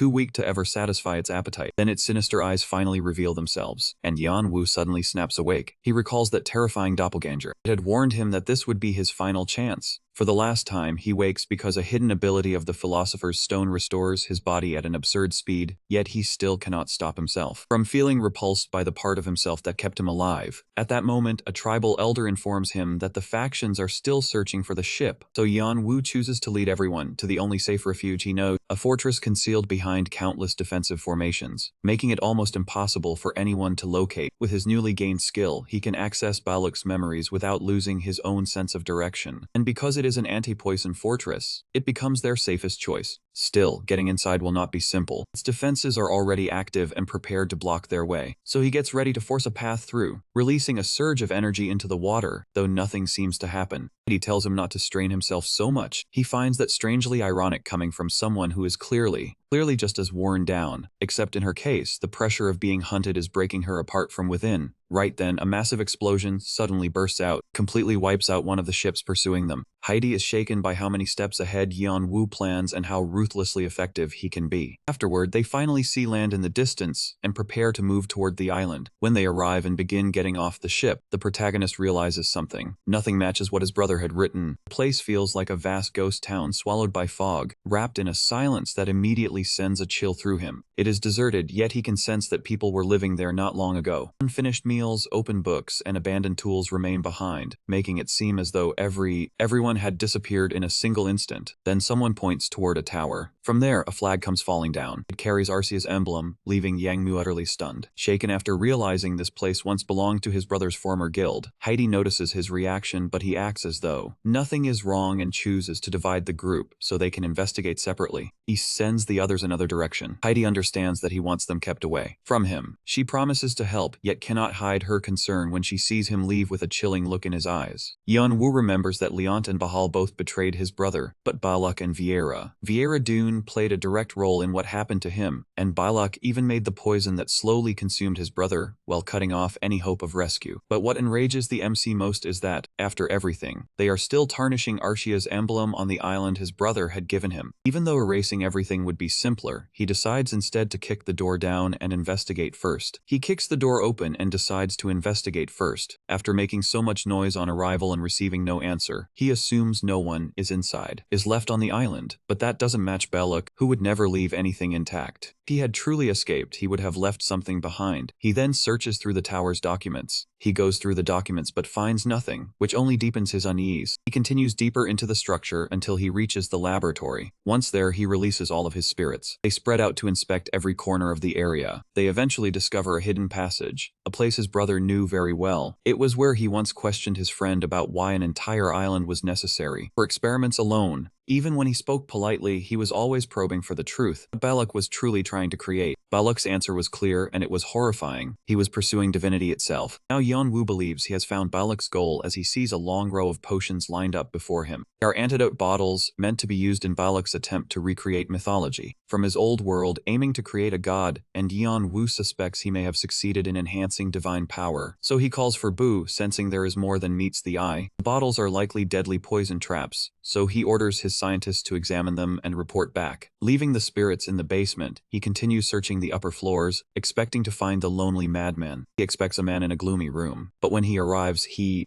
finds the place is actually far more pleasant than he expected. He lets out a short laugh, realizing that no matter how monstrous Balak was, he still retained some humanity. Some trace of humanity remained. A moment later, Yan Wu's anger returns as he sees the traitor living comfortably in a well-built home with a great view after betraying his brother. That anger awakens the Black King's shackles. They have been steadily growing stronger over time. They start to resonate with the Black King's sorrow and despair. At that moment, the protagonist receives a message from Azrael, who like Malak appears increasingly interested in him. Insisting, Azrael urges him to check the items, so the protagonist agrees and goes along with it. He begins reading the descriptions and notices one item that stands out. It describes the shackles, unique relics born from the Black King's despair. The others, afraid of the terror he inspired, grew jealous. They betrayed him, leaving the king trapped in darkness. Consumed by rage, he eventually became one with the chains. The protagonist suspects those traitors were the Olympian gods, which would explain his tendency to consume divine relics, though he still cannot understand how enemies became allies. He reflects on the divine wars he knows of, moments when beings rose to or fell from godhood. He begins to wonder if the Black King was one of them, perhaps even connected to death itself. That thought immediately draws Thanatos' attention, along with other death gods observing him with a mix of mockery and curiosity. While gods and death demons wait to see if he can uncover the Black King's identity, he understands the reason. They recognize this overwhelming power. This power goes far beyond necromancy or voodoo. It can command vast numbers of souls, crush them, and even refine them into something stronger. It is an immense force that still feels incomplete, something even greater than divine authority itself. Azrael encourages him to accept the fate chosen by the king and ascend into godhood. He even offers to make him his apostle, and no one raises an objection. Olympus, in particular, remains unusually silent. That silence begins to undermine his theory. Azrael is a god connected to Malak, existing outside the authority of the Greek gods. Olympian god of the underworld is Heidi, even he said nothing. The protagonist starts to suspect it might be him, but then dismisses that idea as well. Greek mythology is full of figures known for betrayal, after all, so he concludes the best approach is to resolve the mystery step by step. The plan is to complete the set and establish the connection. This relates to Adora's explanation about the 3 artifacts and their link to the Olympian Trinity. He believes the final piece must be Heidi's relic, but without knowing which apostle holds it, he cannot be sure. So he decides his first move is to visit the Cyclops. That moment, Boo arrives carrying the report he requested. Meanwhile, Bentik remains asleep, recovering from his injuries. One of his men stays by his side, and suddenly looks startled when Bentik wakes up. Bentik immediately gets up and grabs him by the neck, demanding to know Ran's whereabouts. Ran enters calmly with food, telling him to relax. Bentik throws the man aside without hesitation, and complains to his commander for pulling him out of the fight. Still, when he meets Ran's steady gaze, he has no choice but to calm himself. He doesn't want to repeat the mistakes he made with his former lover, so he ultimately accepts his subordinate's decisions. Even so, he focuses on one concern, why his arm still hasn't regenerated. Despite Poseidon's blessing, he reflects on it, and then finally understands. He eventually smiles, realizing the truth. Yan Wu possesses his severed arm, and since it belongs to a god's vessel, it is pure nourishment. The voice in his mind urges him to consume it. Poseidon responds in fury, but Yan Wu begins absorbing it regardless. Bentik can sense that strange feeling from a distance, and oddly enough, he finds that tingling sensation almost enjoyable. He hopes Yan Wu grows even stronger, strong enough so they can face each other in another intense battle. This greatly increases Yan Wu's divine essence. The power then flows throughout his entire body. It blends together with his dragon and demon essence, and begins transforming every cell within him. He also receives additional knowledge inherited from Poseidon, including water-based abilities, and he believes that if he obtains the water attribute, his future growth will become far greater. He draws even deeper resentment from Poseidon, but that does not bother him. The old limitation of relying only on fire and darkness will now be much simpler to overcome. The arm leaves him somewhat satisfied, yet he still wants to absorb the rest of Bentik's power in their next encounter. Sometime later, beyond the floor, Sherpa appears with visible concern for him. Nemesis also reprimands him for keeping them out of his battles. During those clashes, he clearly lost control and forgot the composure his revenge demands. Yan Wu cannot argue with that. He admits that somewhere deep in his mind, something remains sealed away, like a patient beast waiting in silence, ready to consume him, like an inner demon. It is something he does not want to confront, yet in that moment, he accepts that the excitement of battle overtook him, and he cannot allow it to happen again. No matter who stands before him, he must stay cold and composed. He admits how terrifying that realization is, and he takes his companion's warnings seriously. Sherpa even attempts to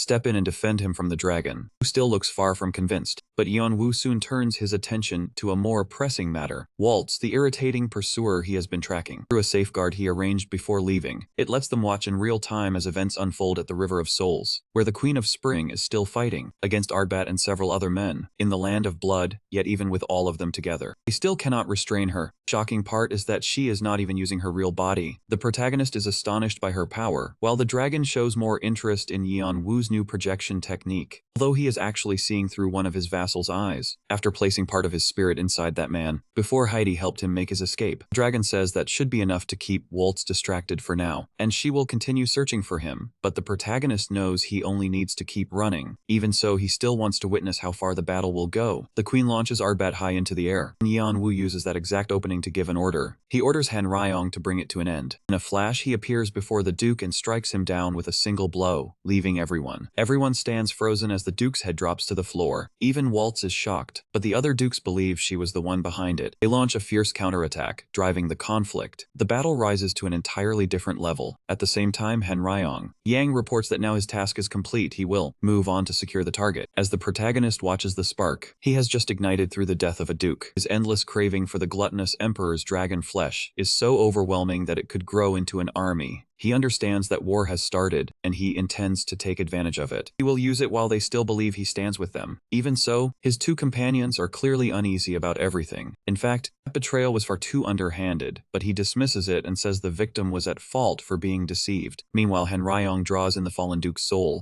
pushes beyond his own limits. The protagonist finally understands just how much power the Duke possessed, and once it is absorbed, the person watching is left stunned after realizing everything that brought them to this moment. Even though there is nothing she can do, Yeonwoo feels no remorse since both the Duke and the gluttonous Emperor betrayed his brother. Still, he admits that this time luck played the biggest role. Luck that the Duke had let his guard down, and luck that Han Ryong sees the perfect opening. Without that, everything could have fallen apart. This makes him realize that if he wants to avoid relying on schemes like this again, he and every one of his followers must become stronger, just as Han Ryong has. He has now risen into a death noble, while remaining completely obedient to Yeonwoo's commands. The scene then returns to Yeonwoo aboard the ship after making his final move. They depart the island because the mission deadline is drawing near. Though he could not do much more, he still succeeded in setting Baluk's home and the entire island ablaze, and he takes satisfaction in watching it burn. His next destination is Triton, a group supported by Poseidon and commanded by Bentique, his direct disciple. Its highest-ranking officers are apostles of Orion, Antaeus, and Charybdis. Based on Sito's mission, Yeonwoo is expected to eliminate them, but for now that goal is still beyond his reach. Even so, he managed to analyze the outcome of his draw against Bentique and find out his greatest weakness: his unwavering determination, that relentless drive to keep moving forward no matter the cost. Like a true conqueror, Yeonwoo understands that, whether from pride or confidence, Bentique will likely challenge him alone again the next time they meet. He intends to exploit that in their next clash, so he uses the time to prepare carefully. Time passes in that way, until they finally exit floor 29. Everyone rejoices, grateful just to have survived, especially Heidi's group, who sincerely thank him for saving their lives. She feels a sense of relief and realizes she should thank the hoarder, but he is already jumping off the ship, exhausted by the waves, simply glad to be back on solid land. Even so, he knows Triton is still waiting for him on floor 30. Then a hesitant Heidi stops him, unable to find the right words. The protagonist reminds her that their contract ended once they reached their destination. She understands that, yet something inside her still urges her to stop him. Noticing her hesitation, he admits she is a rare talent, with sharp instincts and natural leadership ability, so she would be an excellent choice. He tells her to come find him later, though she doesn't fully grasp his meaning. She watches him leave, while he himself feels a bit more at ease, regretting that he didn't recruit her immediately. But seeing how many people rely on her, he decides to let her remain their leader for now. Meanwhile, inside the Triton castle, Ron is visited by Ted and Elaine, who come looking for the captain. Apparently, he finally had a moment of enjoyment, and Ran explains that he is still recovering his arm. The others question whether the treatment is truly that extraordinary, especially Ted, who confronts him openly. This irritates Ran, as he knows Ted has done nothing worthy of his respect. Still, he stays composed and shifts to the more important matter: the hoarder, who appears to have recovered well from his injuries. After clearing floor 29, it is only a matter of time before he returns like a storm. Ted believes Ran is exaggerating, insisting the trial of the dead Ted cannot be cleared so quickly, and that they should relax. Wrong argues they must not underestimate the protagonist, but Ted dismisses it entirely, and Elaine shows even less concern, barely paying attention, while Ted remains confident as the second strongest in the place. He believes he can easily tear the protagonist apart. Seeing Ted's stubborn confidence, Rand decides his eagerness can still be useful. He plans to send him in as bait, using him to analyze the hoarder's weaknesses. When he assigns him the task, Ted grows irritated because it feels far too much like a command. His brother immediately teases him for it, but the objective is still achieved. Ted becomes certain that this will finally secure the rank he believes he deserves as second in command. He already imagines Rand bowing before him on one knee. Meanwhile, the protagonist arrives on the 30th floor, where the trial explains that after so long in the land of the dead, his body has become completely stained by that essence, leaving him only 3 days to purify himself. He must cleanse himself to pass. He thinks it suits the 30th floor, since every 10th floor combines lessons from previous trials. That is why everything learned along the way always matters, and now he needs to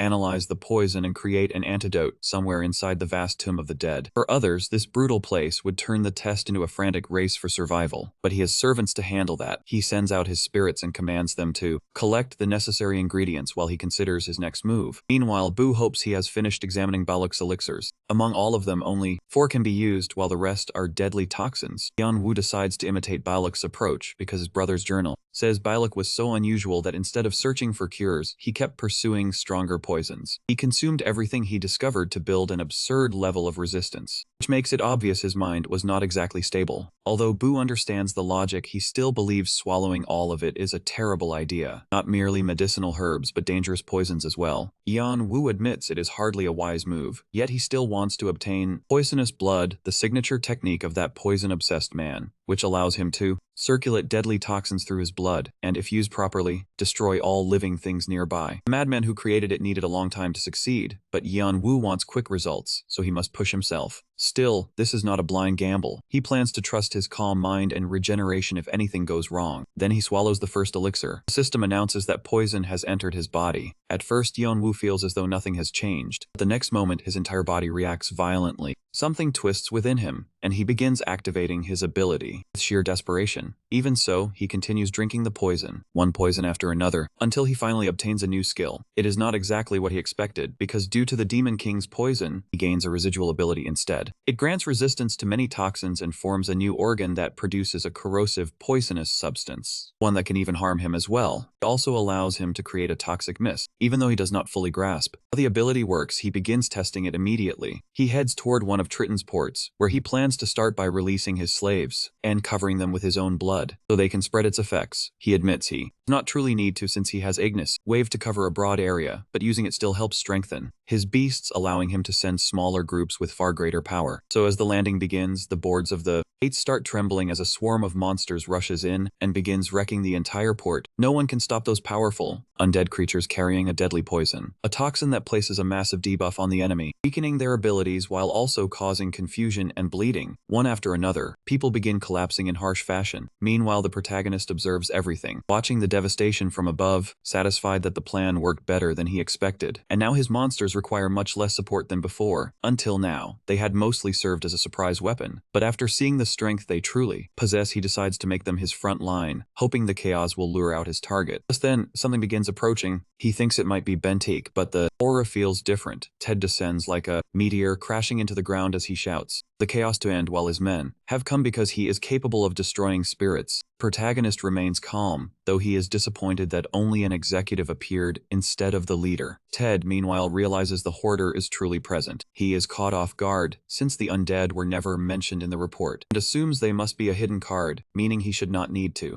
get his hands dirty. From this, he guesses the protagonist still has not recovered from their previous fight, so he decides to capture him alive and charges forward. But Shannon blocks his path and Han Ryong swiftly spreads a wide curtain of darkness. Ted, who was already unsettled by those creatures, suddenly feels the poison take effect. Completely shaken, he cannot understand why it is affecting him. Then he realizes he must force it out with divine power. That brief distraction is all the two spirits need to pierce through his body. He leaves Ted severely wounded in front of Yeon-woo, without Yeon-woo even raising a hand, not even lifting a finger. The spirits state this clearly, declaring that no one is allowed to leave the protagonist's domain without permission. Exhausted and shattered, Ted finally begins to accept that death is near. Yet his pride refuses to let go. He still dreams of surpassing Bentik. He recalls the decisive battle in Triton's rankings, where he lost to Bentik and fell to second place. He refuses to believe it was due to weakness. In his mind, it was only a minor mistake. Now that his rival is missing from Triton and has lost an arm, Ted believes he alone deserves the position of captain. Ironically, that becomes his final thought. As he is about to die, Yeonwoo mocks him, seeing it as nothing more than a delusion. Ted never had the strength to support his ambitions while his energy was being drained. To Yeonwoo, he is just a delusional man who never truly had a chance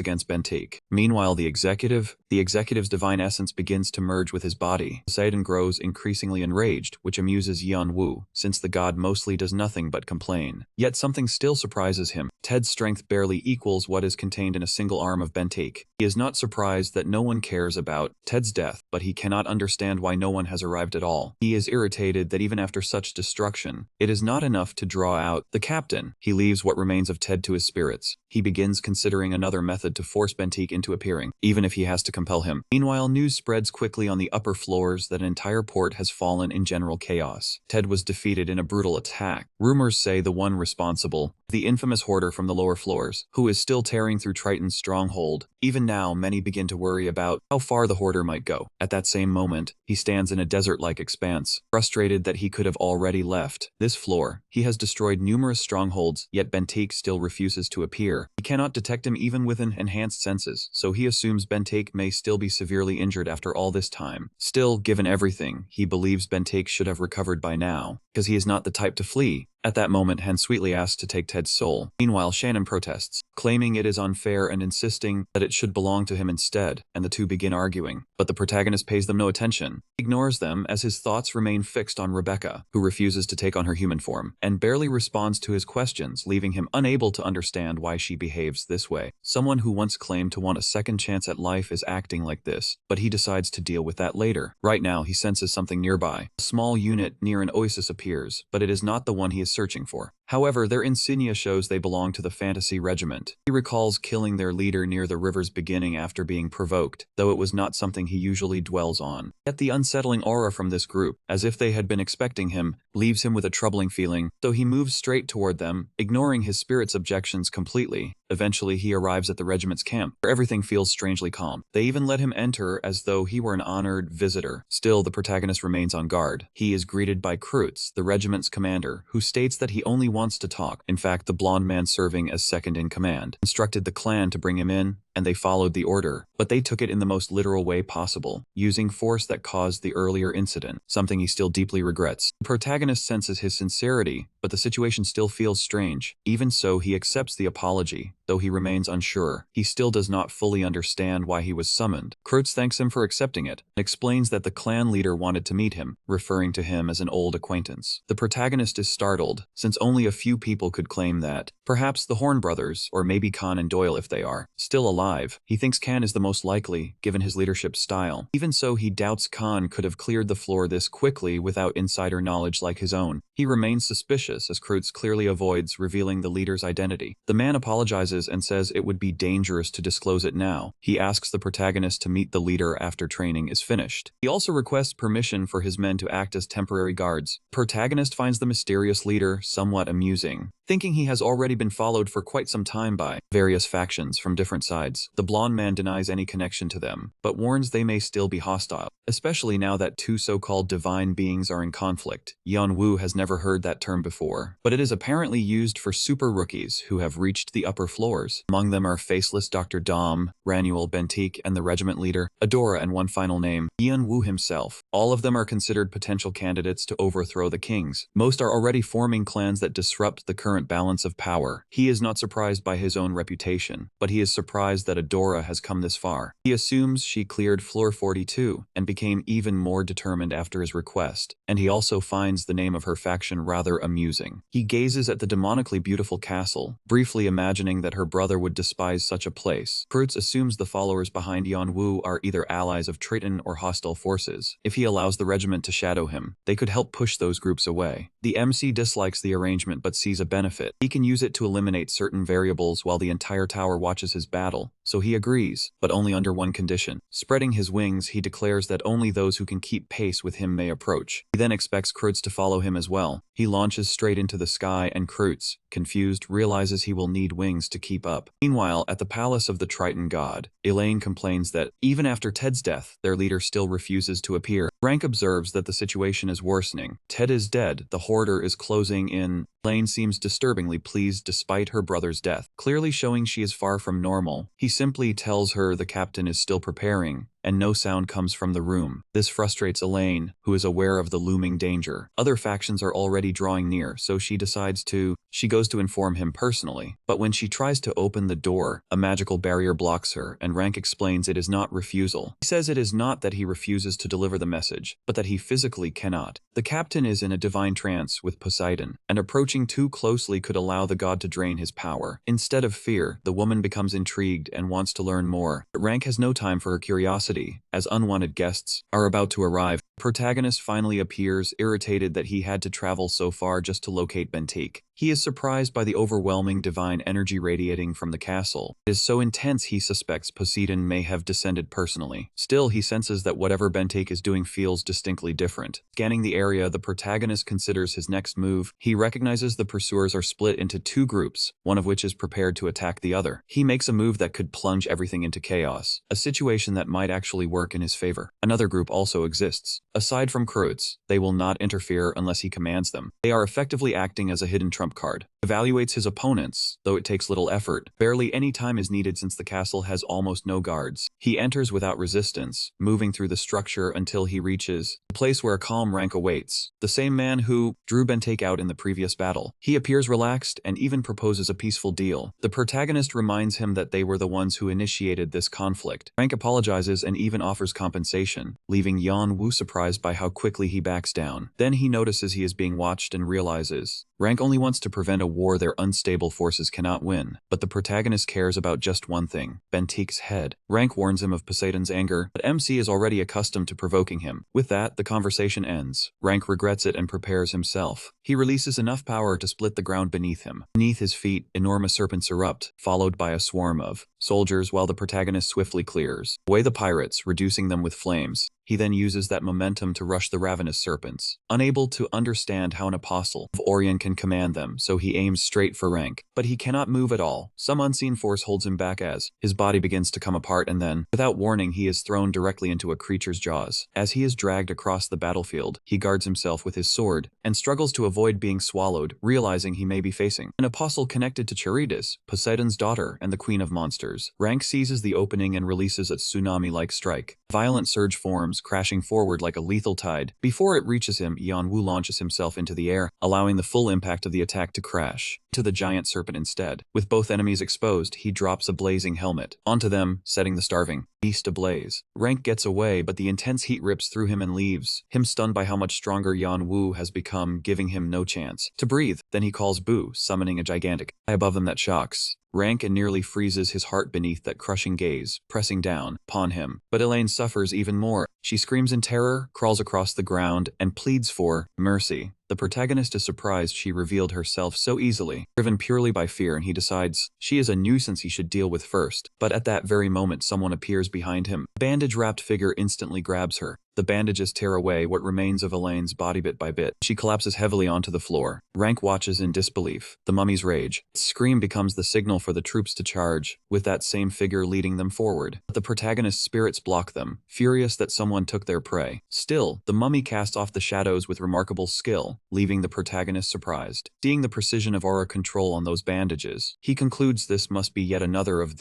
one of the new divine beings, the Faceless One, who can withstand even his hellish gaze without so much as blinking. Yan Wu still finds him irritating, so he immediately charges in to kill him. The battle is just about to begin, when a portal suddenly opens, cutting them off from each other. Another opponent emerges from it, Ranuel himself, the so-called bringer of misfortune. With a single gesture, unleashes an absurd number of magic circles. Their style reminds him of his brothers, and he now understands why even the Faceless One chose to withdraw. Circles are not complex, but their sheer number and power are overwhelming. They could easily wipe out the entire area. He slices through the magic circles from above, remembering his promise not to interfere. At this point, protecting Yan Wu matters more than anything else. So he heads straight for Ranuel and activates his holy cross. He forms countless swords that rain down like meteors. Ranuel deflects them effortlessly, but the impact tears the ground apart. From the rubble, someone begins to walk forward. forward. Fed up with the chaos in his territory, he looks over his fallen ally. With burning eyes, he swears to kill everyone who dares challenge him. Standing firm, he calls upon all of Orion's power with a blazing stare, and Orion responds by initiating a divine descent. That power surges through his entire body, transforming him into a celestial form that leaves everyone stunned. Orion revels in his freedom as he descends fully into the battlefield. He moves his massive limbs back and forth, then unleashes such overwhelming force that it forms a small ocean-like surge of energy, a violent tide that elevates him into the fourth major force on the battlefield. Even so, Ranuel and Yanwu continue fighting without hesitation. Fruits tries to restrain Ranuel with his swords, but soon notices a massive tsunami rising across the land, and panic begins to set in. He worries for the protagonist's safety, while the protagonist, instead of panicking, calmly waits for the wave and activates time distortion. He gains a few extra seconds to analyze the situation, fully aware of how chaotic things become when super rookies enter the battlefield. The intensity excites him, making him think Bentique definitely wouldn't stay away, especially as the vice commander begins releasing all of his power and desperation. He is also curious about the regiment's second in command, so he decides to use the chaos to test how far that man can go, using the brief time advantage to sharpen his perception. Yanwu calmly observes every violent surge, learning what he needs and pinpointing the exact crack where everything begins to fall apart. Everything collapses from that point. Then, without hesitation, he moves at full speed toward that opening, carving through the chaos and forcing a path forward, a brutal path through the storm of destruction. Amid the chaos, the protagonist realizes that after all this, not everyone has been taken down. The faceless one is still standing, still eager for battle, while several figures in the background look exhausted. One of them is Kreutz, watching with amazement at the overwhelming strength that had drawn his leader's attention. Toward the protagonist, he recalls that absurd power Yanwu revealed while a storm of attacks rained down on him, and he wonders if he had worried too much about someone who clearly stands above the 6 new stars. A precise and ruthless slap blocked the strongest strike of the battle, allowing the MC to escape with only a few minor injuries while remaining conscious even beneath the water. Ranuel, on the other hand, is left completely exhausted, coughing up blood. Blood after all his magic circles burst apart, and the backlash leaves him badly hurt from within. Worse still is the protagonist's gaze, a dreadful stare that feels as if it is pressing directly on his soul. Terrified, he understands that while those eyes remain fixed on him, he cannot properly use his dark magic. He has no option but to withdraw. Hoping to come back later, he disappears with a scroll. Yanwu tracks his escape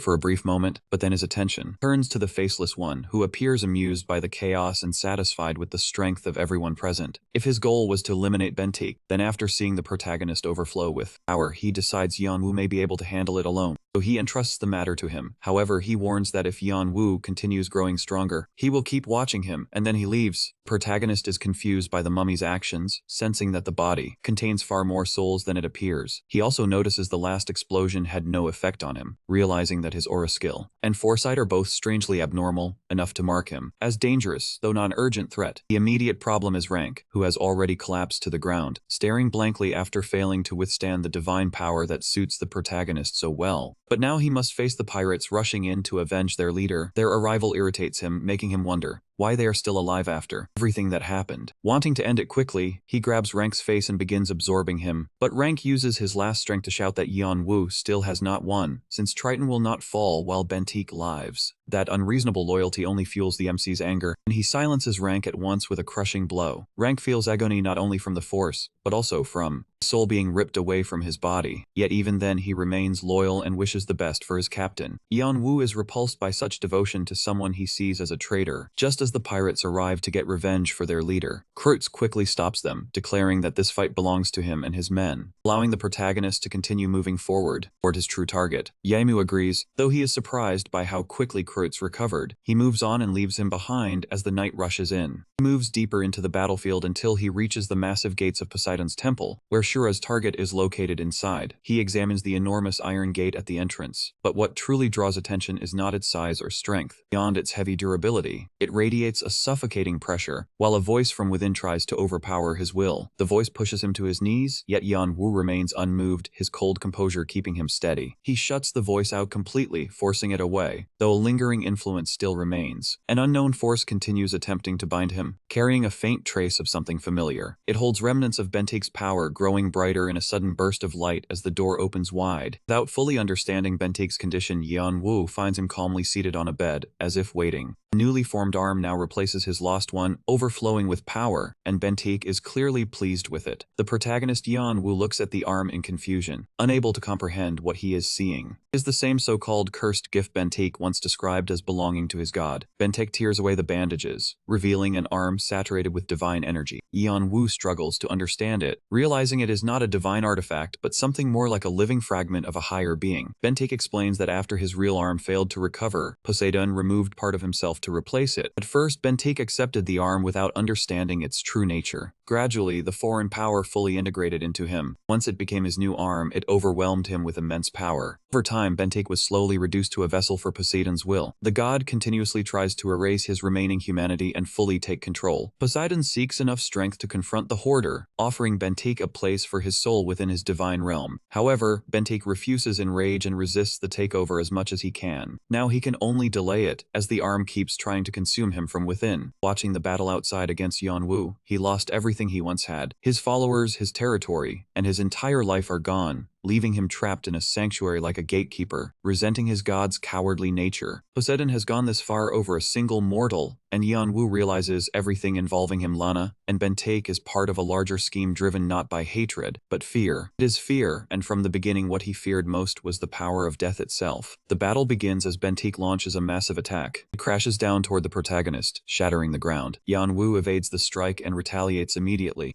Flames erupt, but the divine arm absorbs them instantly. The arm lifts toward the sky. It ignores the protagonist's incoming stab without effort, leaving him barely a moment to react. A spear suddenly bursts from Bentik's arm, forcing Yanwu to retreat. Their clashes intensify continuously until the confrontation peaks. The fight ends in a massive explosion. Blood scatters through the air, though both fighters endure the impact without falling. Blood trickles down Bentik's face, and instead of fear, it fills him with excitement, as nothing compares to such a battle. Fighting a madman while resisting being consumed by Poseidon only fuels his intensity. That sensation drives him further into madness, and he desires to meet his end as a true conqueror. He unleashes a devastating strike that sends the protagonist flying backward. Everything in its path is devastated as Yanwu gets back on his feet after activating all his abilities. He then witnesses Bentik unleashing an overwhelming surge of divine power, leaving him with no choice. At this point, he realizes it has become a fight of kill or be killed. The damage finally begins collapsing the temple, and beneath it the pirates spot the finishing clash. They continue fighting in the sky, while desperately searching for their captain. They eventually find him beneath the rubble, still struggling to rise even as divinity nearly consumes him. Seeing their concern, Bentik tells them not to waste worry on him. Despite Poseidon's attempts to break him, he has always led them to victory. His men erupt in cheers, treating him like the conqueror he is. Full of excitement, Kreutz watches in shock as a few words instantly lift the pirates' morale, thinking Bentik is preparing them for a final war. Bentik does the opposite, ordering them to scatter and hide until they can rebuild their strength. He tells them to leave everything to him, and promises he will meet them again later. They obey and begin retreating. This leaves Kreutz completely confused, and he orders his men to pursue them. Now only Bentik and the protagonist remain. The pirate mocks the knight's foolish expression when he sees them. Yanwu can sense from Bentik's confidence that he seems to recall the moment he once damaged his mask, so he adjusts it, thinking Bentik might be trying to protect his followers. But Bentik laughs at the misunderstanding. That is not his reason. He wants to preserve Triton's honor, where a leader must never show weakness. Unlike Lana, he refuses to let his men ever see him as anything less than a conqueror. Hearing Lana's name, Yanwu briefly wonders if his cover has been exposed, but decides it no longer matters. Yanwu thinks briefly at the mention of Lana. Even if his identity is exposed, it is no longer relevant now. He grips his weapon as Bentik does the same. Then they charge at each other, both intent on deciding once and for all who the real victor is. The fortress begins sinking completely into the water, while their brutal clash continues amid massive bursts of energy with no clear end in sight. Yanwu is already exhausted from landing so many decisive strikes. Yet he forces himself through the relentless waves of power. Bentik, now nearly fully overtaken by divinity, remarks that the fight has already brought him back at least 20 times, and even let him survive poison. Despite his relaxed tone, Yanwu can clearly see Bentik's body is reaching its limit, so he attacks once more, shattering what remains of Bentik's defense, and lands another direct critical blow to his chest, believing the battle is finally over. Yet Bentik remains standing, smiling even with the sword still in his chest, and admits through trembling breath that Poseidon was right. He confesses he cannot defeat that madman, but still reaches for the protagonist's mask one last time. In that final effort before accepting his fate, he tries once more. He clings to his survival belief that only the strongest endure, yet even that slips away. He cannot hold on to even that conviction, regretting not choosing his own end. He regrets not dying on his own terms. As his body finally gives out and collapses, protagonist watches him fall, thinking it is a tragic end. The poison has finally taken effect, and only the final strike remains. But before he can reach Bentique, something halts him just as Poseidon attempts to speak to his apostle one last time, though Bentique has already lost consciousness. Seizing that chance, the god completely possesses his body, making Yanwu go still. Not because Poseidon appears, but because his descent carries power beyond imagination. MC realizes he likely used the fallen apostles as tribute, once again proving what a twisted madman he is. Last, he faces him directly, mocking the idea that this god believes he deserves such a grand entrance. Poseidon does not fully understand the sarcastic remark, but that hardly matters. Yanwu moves immediately. He thrusts Vigret toward Poseidon's heart and unleashes its bloodlust. It absorbs an enormous amount of divine energy, causing his stats to surge. The protagonist knows very well that Poseidon is a monster, yet he also knows the god would never harm his apostles unless he truly feared the Black King's power. And at this moment, that power is exactly what Yanwu wants to avoid more than anything. Driven completely out of control, Poseidon seizes him by the throat and squeezes down. Yanwu instantly understands the plan. The god wants to complete his descent before he can absorb any more energy for his awakening. That leaves him with only one option: endure and hold on. Even as his own divine power begins to awaken, it bursts out as a massive, unstable light because he lacks followers and experience. But then an unexpected change occurs as the other divine beings create a direct connection with him and strengthen their blessings. Athena, Hermes, Azrael, and Kyra pour an overwhelming amount of power into him. For one moment, Yanwu understands what true divine descent feels like, with their presences so near they seem to breathe against his neck. And one of them truly is close, Hermes, who appears in shock that the boy is still producing miracles even in such a situation. Poseidon erupts in rage at the interruption, while Hermes is furious to see his protege being choked. The sea god insists Yanwu is nearing a terrifying power and tries to justify stopping him. Then another presence appears, touching the protagonist's cheek with surprising warmth. Athena arrives and agrees that her uncle's intentions are perfectly clear. She also says they will act according to their own rules. Tired of his brother's children, Poseidon accepts their challenge. The struggle continues, stirring up a tremendous storm that churns the surrounding water into a vast whirlpool. Trained to his limit, Yanwu fights to stay standing, while watching the percentage of his ascension continue to climb. Though present only in spirit, Hermes apologizes and says MC resembles Heracles, someone who overcomes the impossible. Athena supports him as well, sending calm through his mind. The percentage climbs even higher with the arrival of Azrael and Chaos, followed by every god and demon connected to death. Yanwu becomes completely wrapped in a divine cloak that makes the process advance even faster. It feels as though a vast army of gods and demons is supporting him from all sides. His nephews urge the Sea King to surrender, but Poseidon curses them and keeps resisting. Meanwhile, tucked away as if forgotten in some corner, Aegeus sulks with jealousy because nobody summoned him. The protagonist is honestly relieved that strange little demon stayed away, but once he sees himself surrounded by gods and demons, he admits he needs every bit of help available, and finally agrees to allow him in. Aegeus responds, instantly appearing to claim what he believes belongs to him and launching himself at Poseidon. The sea god appears to stiffen in place, while Yanwu continues holding on to him.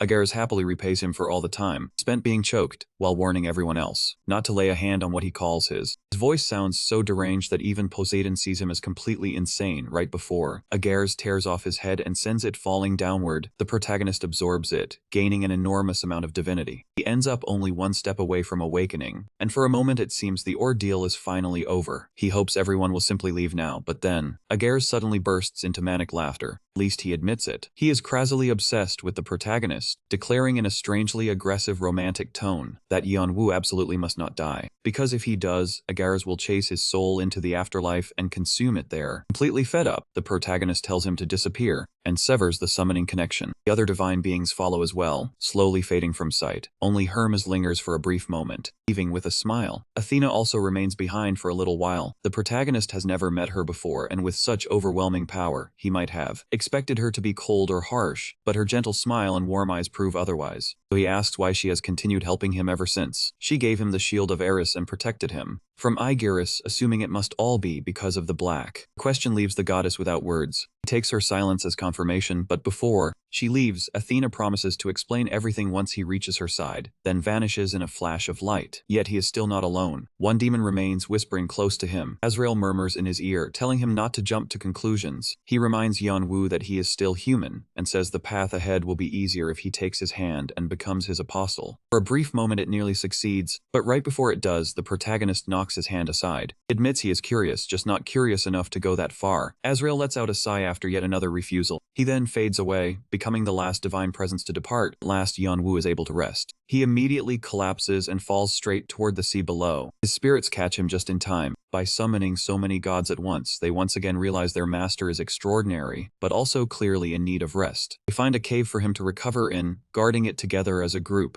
Even so, an enraged Azrael storms in, furious at yet another rejection, unable to accept that the chosen one of his master favors an insignificant human. Still, he decides to intervene and guide Yanwu by force, believing he understands the Black King. The Black King does not care for chance order, or even the other gods. Only power matters to him, so Azrael attempts to force his energy into MC, which angers the surrounding divine presences. Before anyone can react, his body begins to move on its own. It suddenly seizes Azrael with overwhelming strength. Azrael freezes instantly. Looking into those eyes, he no longer sees Yanwu. Instead, he perceives something else within him, something furious at having its moment interrupted. Terrified, Azrael tries to apologize. The Black King refuses to listen. The grip tightens before slamming him down. During the struggle, golden threads begin to appear. Stretching toward distant platforms, Azrael quickly realizes they are connected to his real body. Yanwu's body, now with black claw-like wings, examines the threads carefully. He ignores Azrael's desperate pleas without hesitation. Bennett seizes the connection to his lifeline and tears away his divinity. The Black King shows no mercy, ignoring every plea until Azrael is left in a vast pool of blood staining the ground. Afterward, the possessed Yanwu steps back. He feels a strange emptiness at how easily a divine being can be ended and his shackles begin to dim. They glow with a violet light, signaling the activation of the King's Seal of Sorrow. Even if Azrael was foolish in the end, he still proved useful, and releasing the Black King gives him a brief chance to enjoy freedom. Later, the spirits continue guarding the cave when Yanwu wakes up. He asks if anything happened. While he was asleep, they all look puzzled, having been watching everything the entire time. Yanwu turns to Rebecca, but she also noticed nothing, which confuses him even more. More than that, he can no longer feel even the faintest connection to Azrael, and he also has lost the authority once granted by Hermes and Athena. Hermes and Athena try to calm him, but Agar's, he simply smiles with satisfaction, clearly aware of more than he is willing to reveal. Yanwu wants to understand what occurred during his blackout, so he searches for any clue and then uncovers something disturbing. The Black King, the seal has now been broken. Looking deeper, he discovers the Black King's despair and pain have been fused into a single binding shackle. This increases the number of souls he can control and grants him a skill called Black Death. It allows him to consume specters and convert them into dark energy. He also gains a summoning ability that uses souls from his collection. He can forcibly manifest a dead soul, and it can even push his monster army to evolve into completely insane levels. Still, cannot understand how, right after Elvan disappeared without a trace, a new skill from a sealed artifact appeared, not only replacing divine blessings, but enhancing them further. It becomes so powerful that he starts wondering if the shackles consumed Azrael. Then he laughs at himself, thinking the idea of something so strong that it could devour a god roaming the tower would be far too dangerous to believe. Even so, the doubt lingers as he continues questioning what truly happened. Meanwhile, within the sea god sanctuary, on Olympus, located on the 98th floor, Poseidon rages over how they managed to stop him. He cannot believe such foolishness actually succeeded. That level of stupidity is what he expects from his nephew, not from all the gods and death-linked demons joining a mortal who could become a major threat to the tower. So he decides to take action against Yanwu, and since his brothers are absent, he turns instead to his sisters Hera, Demeter, and Hestia. Back with the protagonist, he stops overthinking and focuses on what matters. Azrael is gone, he is stronger, and one annoying stalker is finally completely out of his life, so he turns his attention to his new skill, which allows him to forcibly summon souls from the underworld. As long as the soul is familiar or tied to an object, it retains its free will, and unlike the followers he previously gathered, he can now bring back anyone from the afterlife. Thinking of all the possible deals and information he could gain from the dead, he immediately tests it, spending a massive amount of souls in an attempt to speak with Bentake again. Energy gathers and takes form, swelling until it suddenly bursts apart. His first attempt fails completely, Just as Yanwu expected, the pirate's soul had already been devoured by Poseidon during his descent, so he rules out any souls that never reached the afterlife. He decides he needs another target. Then he notices his pendant and the answer becomes clear. Lana. The energy condenses until it stabilizes. The spirit of the former pirate takes shape. She appears with a vacant stare and asks who has called her. Yanwu removes his mask and with that single action he leaves, her stunned after revealing that familiar face. Lana breaks down, almost instantly crying because she believes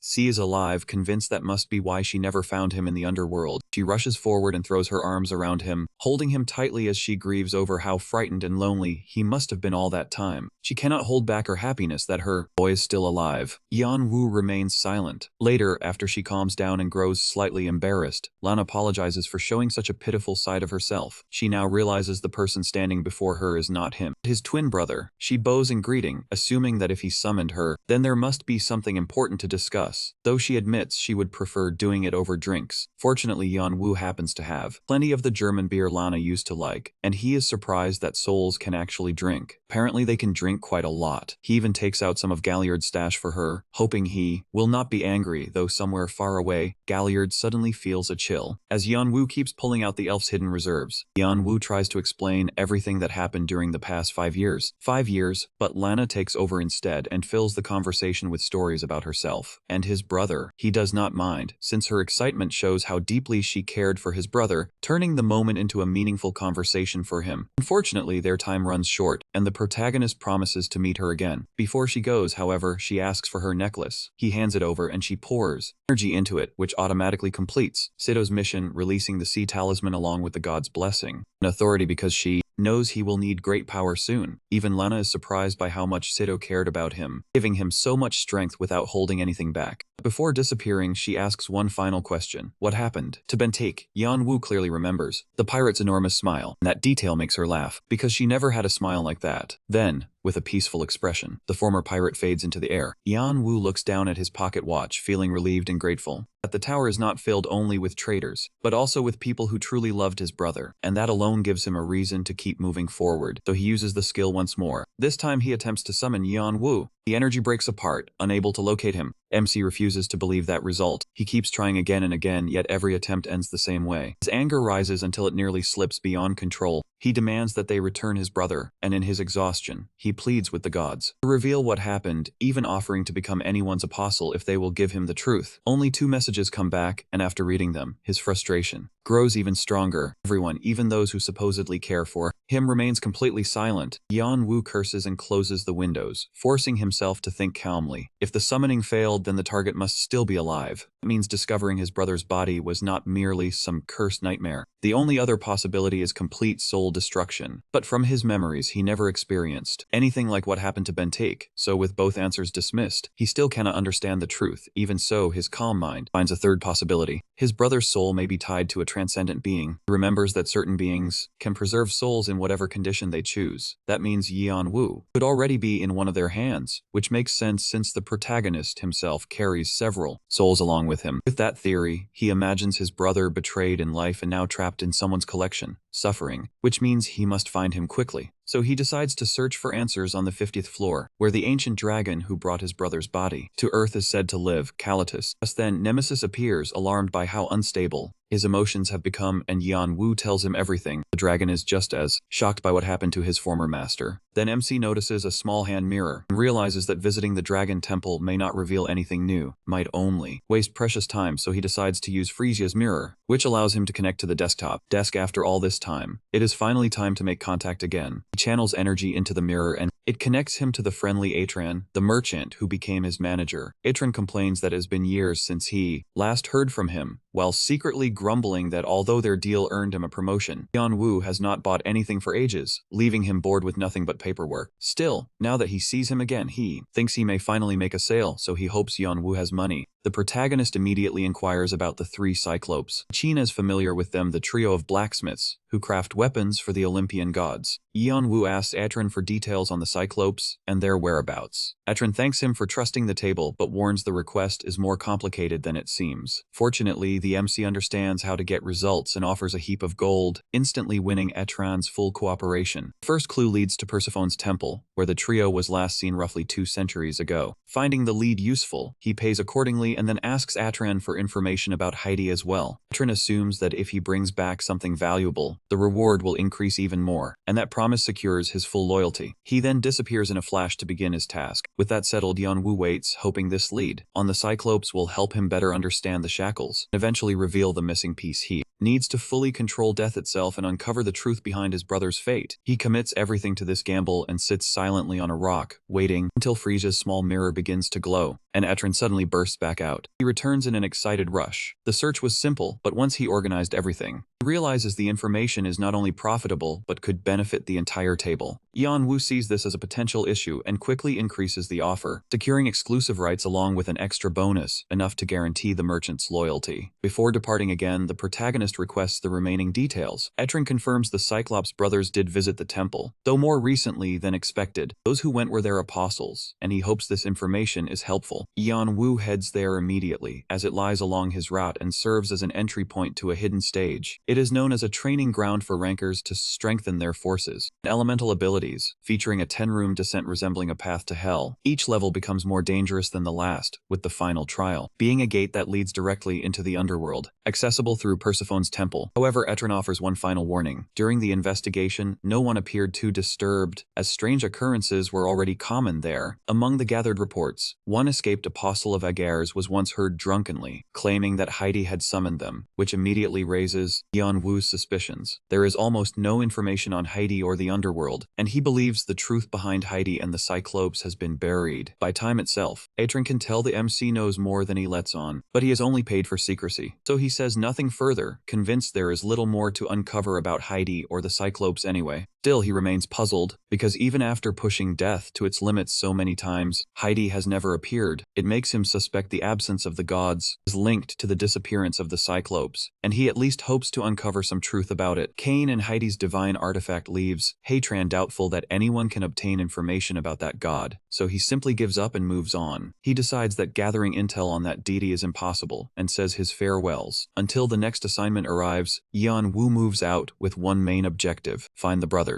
On the way to the temple, someone suddenly appears. Kreutz shows up looking deeply concerned, as he has not heard from the protagonist since the battle. Like Triton, the MC barely recalls him at all, only vaguely remembers him, and is not fond of overly clingy people, so he spreads his wings and flies off without hesitation. The blonde man follows after him, pleading for him to see a doctor or at least get healed, or simply allow him to come along. That level of devotion makes Yeonwoo slightly uncomfortable, yet it also sparks curiosity about what kind of leader could inspire such strong loyalty, so he allows Kreutz to follow and continues onward. Their journey ends at what first appears ordinary, but is actually the Temple of Persephone. At the entrance stands a cloaked figure, which shocks Kreutz, who recognizes it as Green Shadow, presence far beyond any priest or priestess, signaling that something is wrong. Yeonwoo immediately understands. After what happened with Poseidon, it is clear Green Shadow already knows who he is and why he has come. Still, that only makes things faster. On landing, Green Shadow welcomes him and invites him inside, saying Persephone is waiting personally. That surprises Yeonwoo. He expected at most a message, not a direct meeting, but he still steps inside, while Kreutz remains outside. This confuses him since Kreutz followed him all this way, only to be stopped here. He assumes the invitation is meant for him alone and that Kreutz will wait outside, which Green Shadow confirms. So the two enter the temple. Inside, it feels far more modest and understated than expected. Yeonwoo is surprised that a hunter was the first to greet him. The warm atmosphere there begins to stir memories within Rebecca as if she misses her past life. Green Shadow admits it is unusual for someone like that to serve in a temple, but explains that as Demeter's daughter and Heidi's wife, Persephone requires constant care. Because of her crucial role in the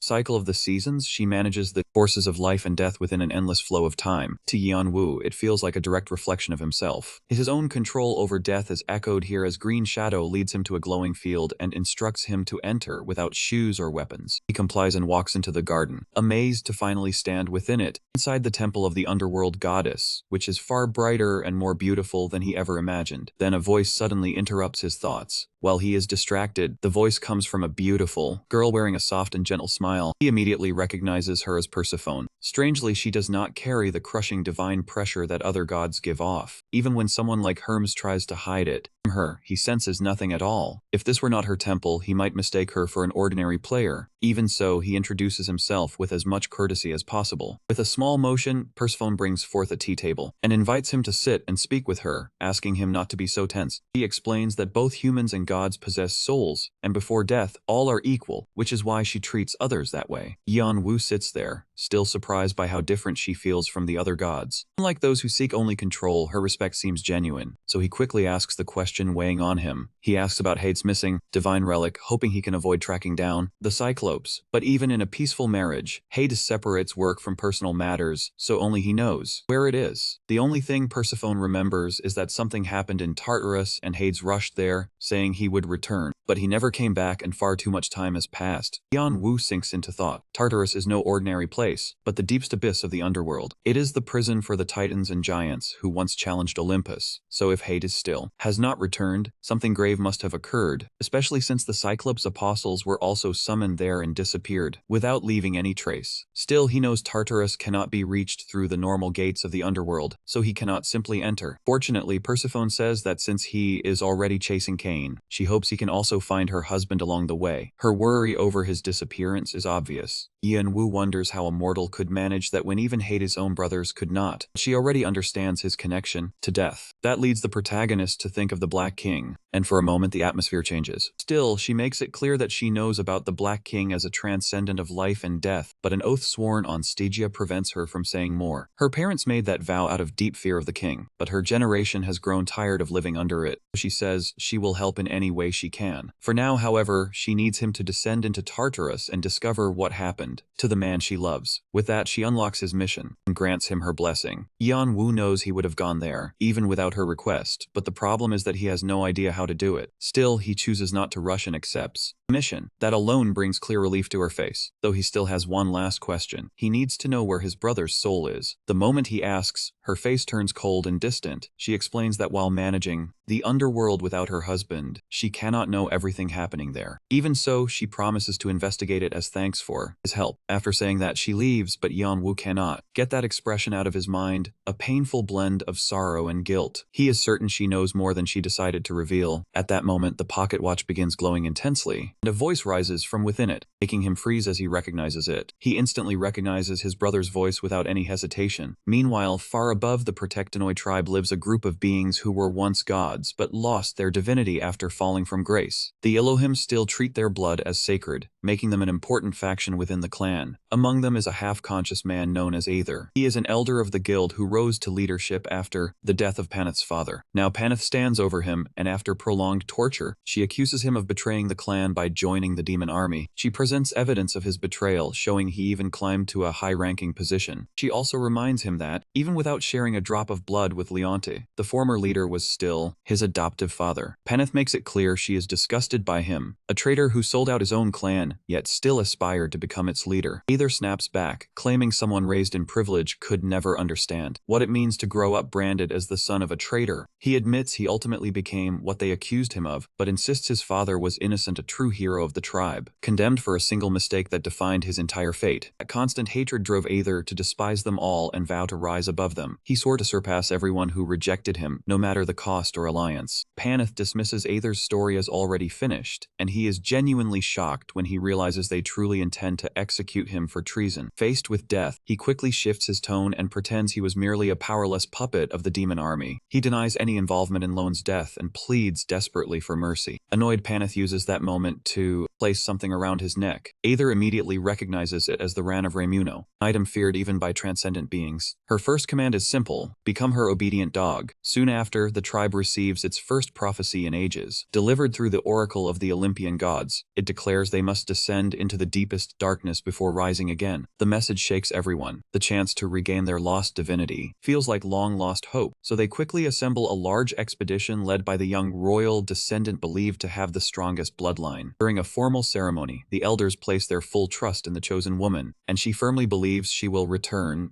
as a god. From a distance, Aether watches everything unfold, burning with frustration as he recalls that his father once trusted him in the same way. He always longed for that same trust, but now he is nothing more than a resigned watchdog. He remembers the only time someone believed in him without question, back when he fought alongside the Celestials in Yeonwoo, a fragment of happiness that has long since disappeared. Still, he snaps back to reality, feeling pathetic for missing Artia, knowing that both the Elohim and the demon army were merely tools for his ambitions. Even so, he cannot help but regret how everything ended. At that moment, Paneth arrives and urges him to move. She says they've already wasted too much time on what she calls old men's nonsense, and asks if he is ready, because now he will serve as the guide dog for the entire force, leading them straight into the deepest darkness Tartarus. As the troops begin their march, the others only become more frustrated. Back with the protagonist, he is still shaking his head, disturbed by the voice he believes belonged to his brother. The green shadow heard nothing at all, and when he questions Kreutz, the answer is exactly the same. That only strengthens his certainty. His brother had called out to him, even though for a brief moment he wonders if he merely imagined it. Still confused, he lowers his gaze to the watch, studying it closely as he tries to understand what just happened. Clearly shaken, he sends out every soul available to search the entire area from top to bottom. Yet every one of them returns with the same response. They found nothing. They tell him to let it go since there is absolutely no trace of anything. Reluctantly, he calls them back. Even so, he still cannot accept that it was only his imagination. His gaze returns to the watch, whose hand usually moves in a small, steady rhythm, but now its movement is completely unstable. He begins to suspect that summoning the dead somehow affected his brother, though the reason remains unclear. That authority should stand above any other power, especially within the Queen of the Underworld's temple. So if his brother truly is in the Underworld, he should have appeared in some form. He feels certain his brother was the one who moved the watch's hand, and he, even without any proof, his dragon immediately. Instinct, along with something deeper in his heart. His twin instinct screams that it is true. Later, after leaving Persephone's temple, he discovers two things. First, the dessert he ate was nectar mixed with the elixir of immortality. Even diluted, it is a powerful sacred medicine. Second, his mission is to go after Heidi in Tartarus, since his wife only knows he summoned the Cyclopes and then disappeared, now carrying the goddess's blessing and the authority of death on his shoulders. Yeonwoo prepares to enter. The first step is obvious. He must cross the hidden stage known as the 10 Gates of the Underworld, so he begins that hellish road at the first gate. Kreutz has apparently passed through it before. He grumbles about facing the heat and poison again, worried that the protagonist might be harmed. But Yeonwoo barely pays attention. He and his beasts actually seem to enjoy the infernal place, leaving Kreutz deeply unsettled. Kreutz has no idea that Yeonwoo even enjoys being poisoned. Since it strengthens his abilities and helped earn him the title of Fire King, he almost feels let down by how easy it seems. After considering it, he remembers that they are in the Underworld, a perfect environment for someone with fire affinity, darkness, and authority over death. Kreutz, however, uses sacred power, the complete opposite of this place. Seeing how useful that could be, Yeonwoo decides to keep him nearby. That becomes even more important after he notices Kreutz's holy sword Sakafar has been complaining non-stop since the moment they stepped inside. Kreutz understands it clearly now because he can hear her voice. He can barely soothe his blade, and Yeonwoo is surprised that the blonde can actually communicate with his sword. Kreutz is even more shocked that Yeonwoo reacts as if it is unusual. Yeonwoo treats it as normal, since he understands resonance without any difficulty. It is a high-level skill used by elite warriors of the Horn tribe. The fact that Kreutz uses it so naturally confirms his talent. It is exceptional, especially since he does not even belong to that race. The race most known for mastering that technique. The blonde admits this is not the first time someone has understood him so quickly. His captain did as well, from the very beginning. This leads Yeonwoo to assume the captain must be at least master level. Kreutz still feels uneasy about moving forward while his sword is unstable, but by now he has accepted it. That if someone has no personal connection to Yeonwoo, he will not hesitate to leave them behind if necessary. So he asks not to be treated as dead weight and promises not to interfere, trusting he can keep pace without causing problems. Protagonist agrees without much concern, confident he would abandon him if things go wrong. Then he commands his summons to keep moving, and the group advances together. Kreutz watches Jahayan move ahead with the blonde. Realizing he cannot fall behind, he decides to push forward as well and attempts to summon his dragon. But the system returns an error message, again and again. Once he realizes the summon will not work, Kreutz gives up and continues forward as best he can. That is how they arrive at the Mountain of Blades, the first of the 10 gates, each shaped by the preferences of one of the kings of hell, the judges of the dead. Because of this, Yeonwoo knows he cannot waste time if he wants to progress quickly. He heads toward the cliff, aware the steps are extremely sharp, where a single mistake could be fatal. So he activates his dragon eye and plots a safe path using gale steps.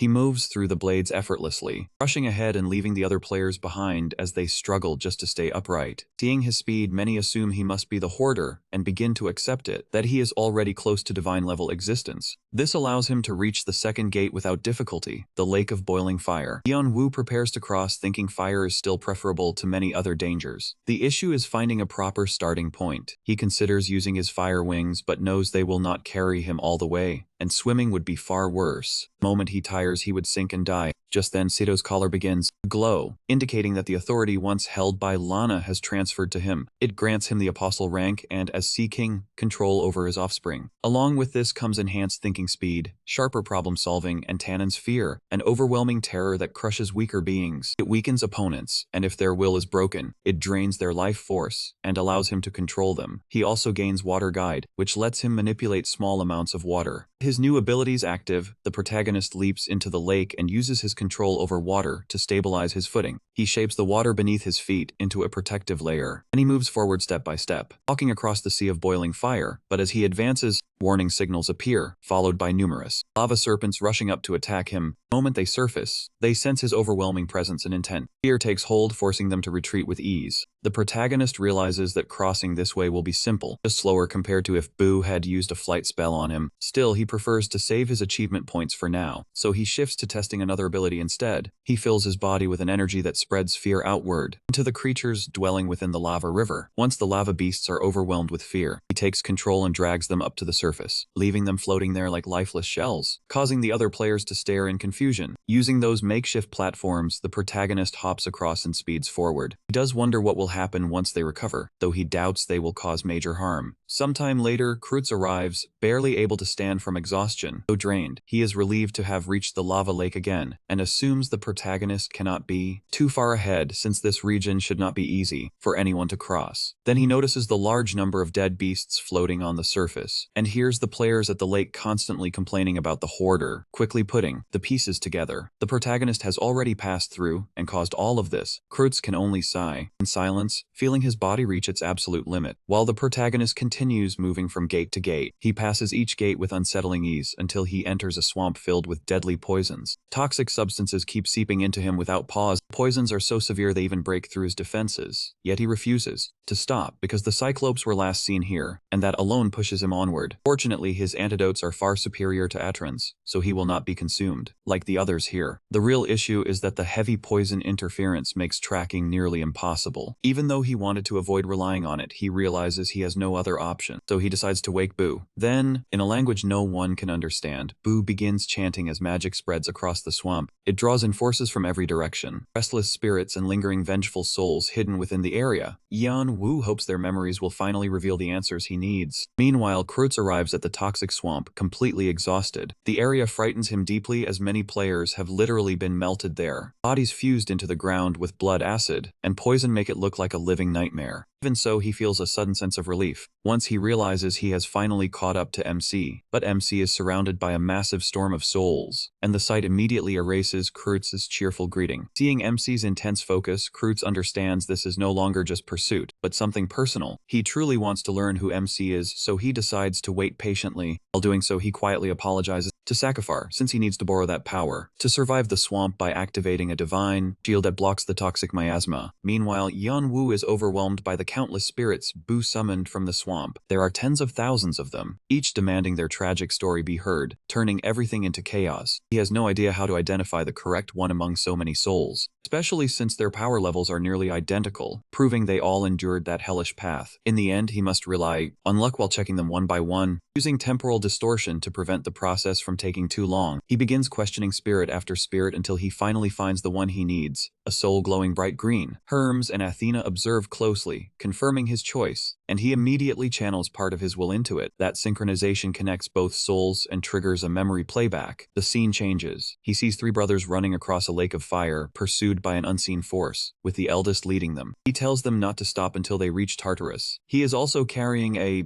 across his chest. Yeon-woo realizes he is witnessing apostles being hunted. Something is pursuing them, though he still cannot fully identify it, as he watches their bond fracture while dealing with Tyrant, similar to what he just observed with Zalves. Their entire journey continues continues until they reach the swamp where that presence lurks. Eventually, it reveals itself as a dark, sinister force moving rapidly behind them before forming into a massive silhouette. The apostles look on in terror, aware it is an enemy beyond their ability to fight. The eldest brother immediately understands there is only one option. He hands the object to his brothers and urges them to continue, warning that stopping would endanger the surface, and that delivering it to Heidi is crucial. The others refuse to leave him behind, but he has already made his decision. He releases all his remaining power, willing to sacrifice himself. He calls down divine descent, refusing to let the titans or giants be controlled again. He begs his god to pour everything into his final strike, not to win, but to buy time for his brothers to escape. Meanwhile, Yeonwoo studies the memory, confused by the mention of the titans and the object carried away by the other two. He suspects the beings sealed in Tartarus are somehow connected. However, the shadow itself does not appear directly linked to them. He continues watching the battle involving the apostles, the dark entity, until a clean strike exposes something concealed within it, prompting Yeonwoo to move closer for a better look. But the final impact warps the entire memory completely, and a void suddenly opens, throwing him out without warning. It leaves him shaken, but he has to regain himself quickly, because a sudden event is triggered, releasing a wave of poison so thick that even his resistance cannot fully block it. Only his icy concentration allows him to remain conscious. From outside, Kreutz watches, in genuine fear as some twisted thing rises from the ground, like a poisonous spirit-like creature, slowly pulling itself up before them. It keeps crawling out of the earth, and Yeonwoo is stunned by what his senses reveal. This creature is fully prepared to fight. The protagonist decides he can deal with it and rises into the air, stopping directly before the titan formed from suffering souls, plead for their pain to end and cry out for someone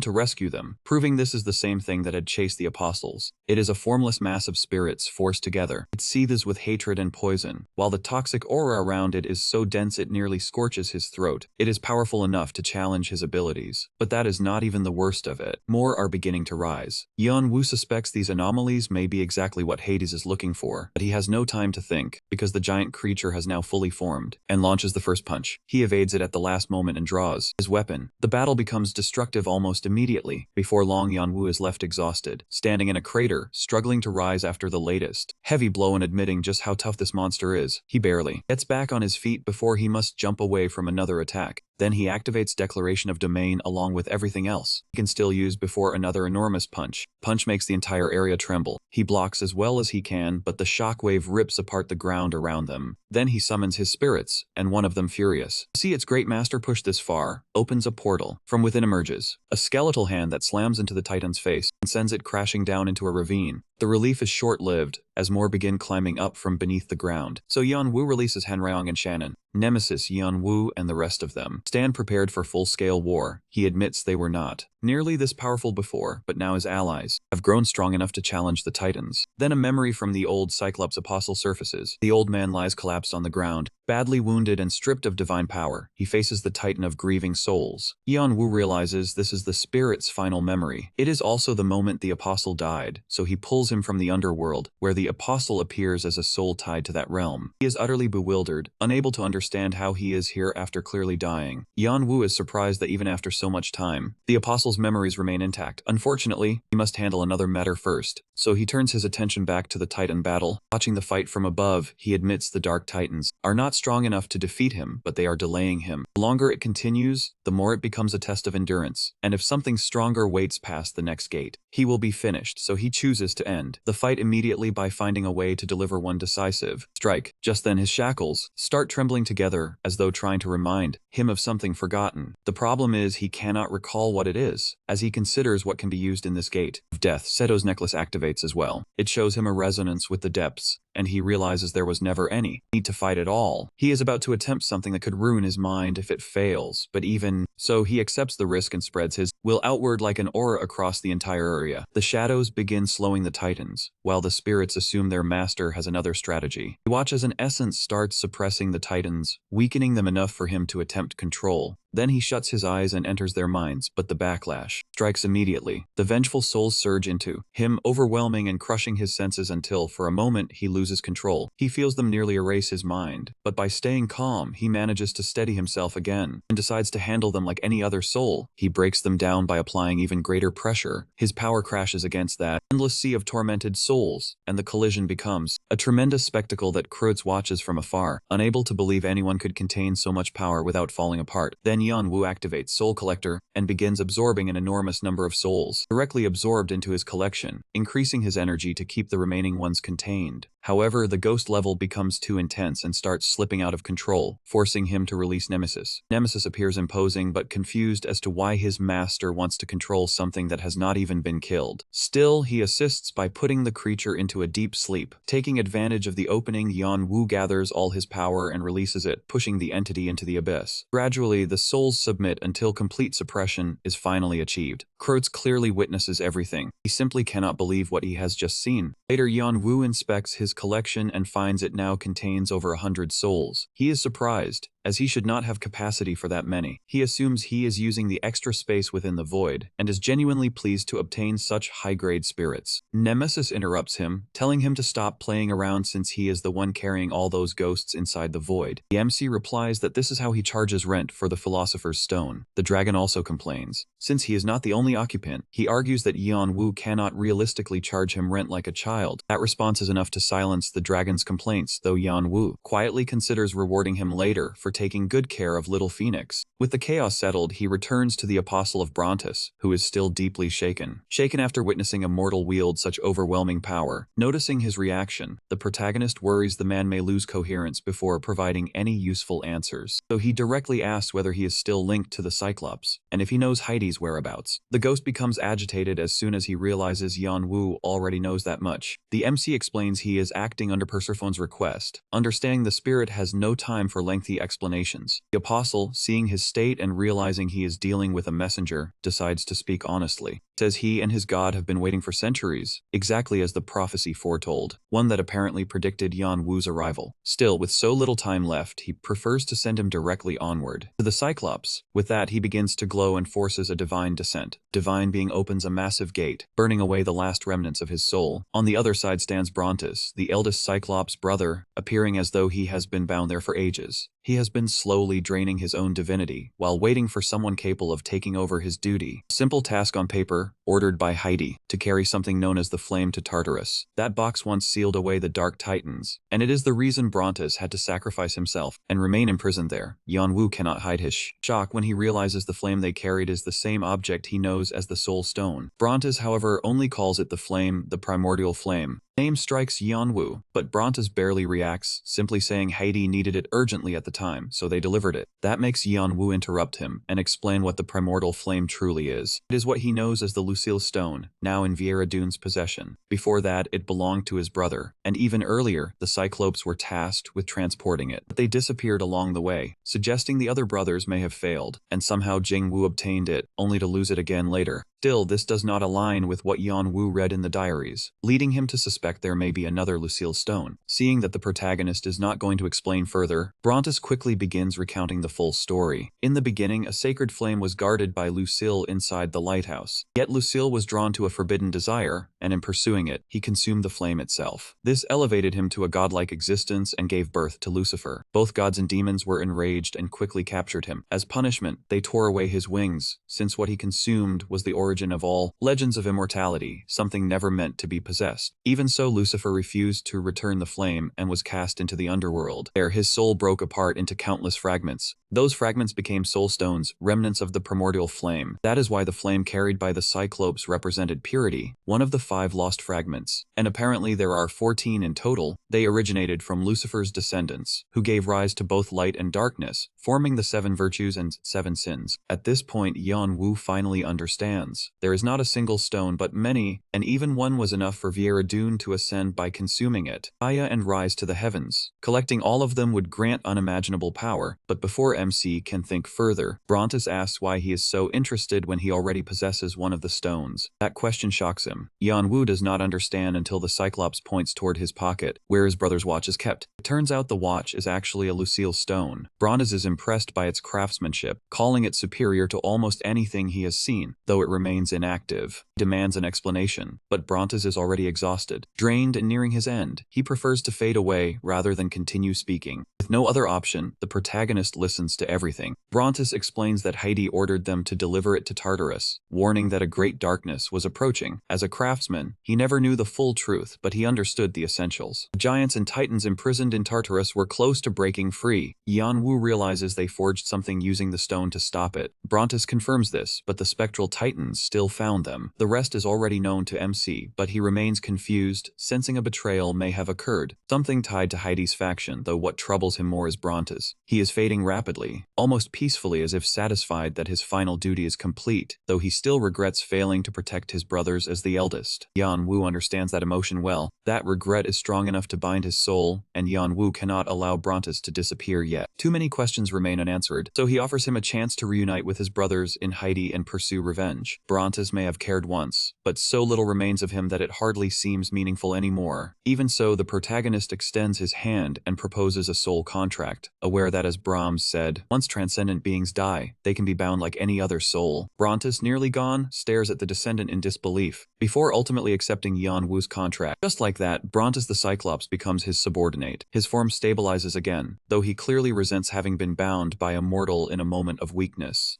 He still views MC as the descendant of that being who cannot be named. Of the one who cannot be named, he chooses to accept Yanwu as his master, believing there must be a reason he was kept alive. To ask further about the flame, so he asks how the watch can be repaired. Meanwhile, Kreutz remains stunned that the protagonist has claimed a god's soul, and is now using it, leaving him completely confused about Yanwu's true identity. Brontes explains that the watch is not broken. It still functions, but its abilities were deliberately sealed away. That revelation hits the MC hard, realizing he had carried an absurd power source all along. So he asks Brontes to remove the seal, but the answer is a clear refusal. Not because Brontes is unwilling, but because he cannot. He immediately recognizes the touch of the smith who crafted it. The skill rivals his own, though the design clearly came from a mortal, so he asks whether Yanwu knows its creator. He knows very well. His brother would likely be proud of that praise, though Yanwu still does not know what the seal hides. Even so, Brontes adjusts his answer. In theory, he could open it, but only with assistance from his brothers, so he proposes a deal. Since the protagonist is already handling Persephone's mission, he should also help with Hade's mission, and if he does, Brontes will search for his brother. To help unlock the watch, Yanwu accepts. The mission updates, adding a subquest to find the remaining Cyclops. At the same time, he notices something unsettling. The Titans already know he is here, even though he left survivors among those monsters. He concludes there must be an informant, and Brontes confirms it. He also knew of that traitor in his era, though not their identity, only that they were dangerous. Before Brontes fades once more, Jamo asks who it could be, but there is no time to pursue that now. Spreading his wings, he continues toward Tartarus, passing through the 7th gate with Eve, and soon arriving at the 8th, the Iron Phase. There, his summoned spirits and the others are already locked in battle against a massive, vicious, formless creature. Moving through streams of molten iron, everyone works to create an opening for him, including Kreutz, who gives the signal. Yanwu responds by unleashing every attack he has at once, until the monster is finally reduced to ash. Then Nemesis asks what he thinks of the creature they just defeated, Medusa. Yanwu says it was strong, but Nemesis presses him for the real answer. He understands the point. Without his elemental advantage, he would not have had a chance, not even with everyone fighting together. Keeping that in mind, Nemesis warns him that Tartarus is filled with monsters like that, so advancing in his current state may be reckless. That reminds the MC of his brother's memories. Yanwu had entered the hidden stage with his group, but after the 7th gate, they encountered monsters that grew stronger and more unstable each time. Those fights drained both their strength and morale until they had no choice but to retreat and wait for another opportunity. Even so, Yanwu was left facing something far greater, because he had not even reached the threshold of what lay beyond the 10 gates, Tartarus. Nemesis reminds Yanwu that even his brother and all of Ardia were forced to give up there. He understands the situation. Right now, he is almost alone, and his spirits are growing weary. Even though retreating would be the sensible choice, he cannot make himself stop. If he leaves now, he may lose the chance to uncover more, or even meet his brother again. More than anything, he feels they still need one final conversation with him, and that need keeps pushing him forward. So he steps into the 10th gate, the dark abyss. In the middle of constant fighting, the spirits feel that if this continues, they may perish all over again. Even so, they understand. Yanwu has no intention of stopping, and through their bond, they can sense his desperation growing stronger. He wants clues about his brother, but it is also obvious that he is exhausted. They realize they must support him if they want his determination to last until the very end. Together, they move forward with Yan Wu leading the way. On this new floor, the mission sounds simple. He only needs to pass through the dense darkness, a trial meant to test his will. But that is not the real difficulty. Too many beasts here serve the titans, and some are strong enough to challenge Yan Wu directly. He barely restrains them with dragon fear and infernal sight, but fatigue is beginning to weigh on him. Still, he cannot let them run wild, since fighting would only make everything worse. The deeper he goes, the more he feels the gazes of titans and giants. Meanwhile, aid from the heavenly world is mostly cut off, with only Hermes and Athena still clearly connected, along with his personal nuisance, who keeps mocking the gods for losing sight of him. The protagonist simply ignores it. Thanks to Kreutz and his sacred power, barriers can be raised, giving MC brief chances to rest. During those pauses, he studies the memories left behind and discovers something unexpected. The Cyclops brothers pass through this level with little trouble, which surprises him, since his own group only survived by avoiding every possible battle. Even so, they finally clear all 10 gates and receive several rewards. The next hidden area opens, and they at last arrive before the gate. Tartarus, the place Brontes never believed he would reach. Yan Wu gazes at it in silence. This is Tartarus, the prison of the god Zeus once struck down. Even after losing his power, that fallen being never turned his eyes away from the 3 Olympians who defeated him. Kronos, the god of time and death, is likely waiting beyond this point with his followers. What Yan Wu cannot understand is why the gate refuses to open, since Brontes said such a place would never be unguarded. So instead, he must use Heidi's hidden passage. He releases a soul, Heidi, sent to guide him through this realm. When the summoning still works, he realizes Heidi must have believed he would reach this place one day. He advances through an unexpectedly well-built place, surrounded by artwork everywhere. Kreutz is also impressed by the sheer scale of it, and Yan Wu finally realizes what has stayed with him all this time. It has followed him through every hellish gate without a single complaint or question, so he chooses to let it remain by his side, keeping it with him until the end, trusting it to stand with him no matter what comes. Spirit guides them forward. A concealed path reveals itself among ancient statues and forgotten relics. At its end, a strange portal stands waiting. Yan Wu glances at his companion, one final time before stepping through. Inside, there is only absolute darkness. The system warns that the area is too dangerous for players and orders an immediate evacuation, while hostile gazes and malicious energy close in from all sides. Then the mission suddenly shifts. Before proceeding, he feels something else, a heavy gaze on the back of his neck, filled with suspicion. At first, it makes no sense, until he realizes those eyes are not directed at him, but at the shackles of the Black King. Whatever is watching them seems to carry deep disgust. That instinctive feeling unsettles him, but he has no time to think as the ground suddenly collapses beneath him, and he realizes he is not standing on stone, but on something soft, sticky, and disturbingly familiar. Then it hits him. He is standing on the eye of a titan. He instantly jumps back, certain he has made a grave mistake. But when he looks down from above, the titan's eye does not react at all. There is no sign of life, leading him to believe it is dead. He rises higher to confirm. No matter how far he ascends, the body seems endless. Just as he prepares to use his perception, another presence approaches. He understands that moving now would expose him, and the approaching colossal being releases overwhelming pressure. Even the gods and demons supporting him react to it. Yan Wu quickly concludes the entity is on par with Agar's, so he hides. Behind the rocks, he watches a massive leg pass by as if searching for something, and he fears that target might be him. This leaves him with 2 choices. Attack with almost no chance of success just to escape, or remain still and risk being found. He dislikes the second option, so he activates his dragon eyes. But even after carefully studying the giant, he finds no weakness. Still, with no other option, he draws his sword, ready to strike until a sudden voice stops him and commands him not to move. Not knowing who spoke, he obeys. He suppresses his aura again and hides. The titan, sensing nothing, eventually leaves. From his hiding place, Yan Wu sees a large squad arrive, furious that he nearly provoked the giant Perseus within its own territory. He immediately recognizes them as Heidi's legion, the forces that guard the underworld of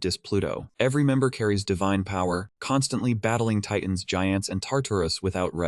Kreutz is among them, visibly relieved that he is still alive. The protagonist admits He is not doing well, though he assumes Kreutz already understands that. He is right. The Legion rescued him in the same manner. That makes one thing clear to Yanwu, even if his pride resists admitting it. If that truly was precise, the encounter would never have ended with a simple hit and run. That is why the Legion's leader treats him like a reckless fool. Still, the MC first wants answers about his identity. The man introduces himself as Rise, commander of the 19th Legion of Displuto. Rise then asks whether he used Bronze's guidance to arrive here. Yanwu confirms it. Commander is relieved that they successfully rescued someone their lord specifically instructed them to protect, and he now wishes to meet the one who sent them, assuming it must be Heidi since he has a message from his wife. Rise tells them to follow him to a place where the giants cannot crush them. As they move out, the protagonist keeps observing Rise with great interest. Despite everything he learned from his brother, he has never heard of this man. Yet Rise clearly stands at a transcendent level far above him. Downwood is unsure if he rivals his master, but one thing confuses him most.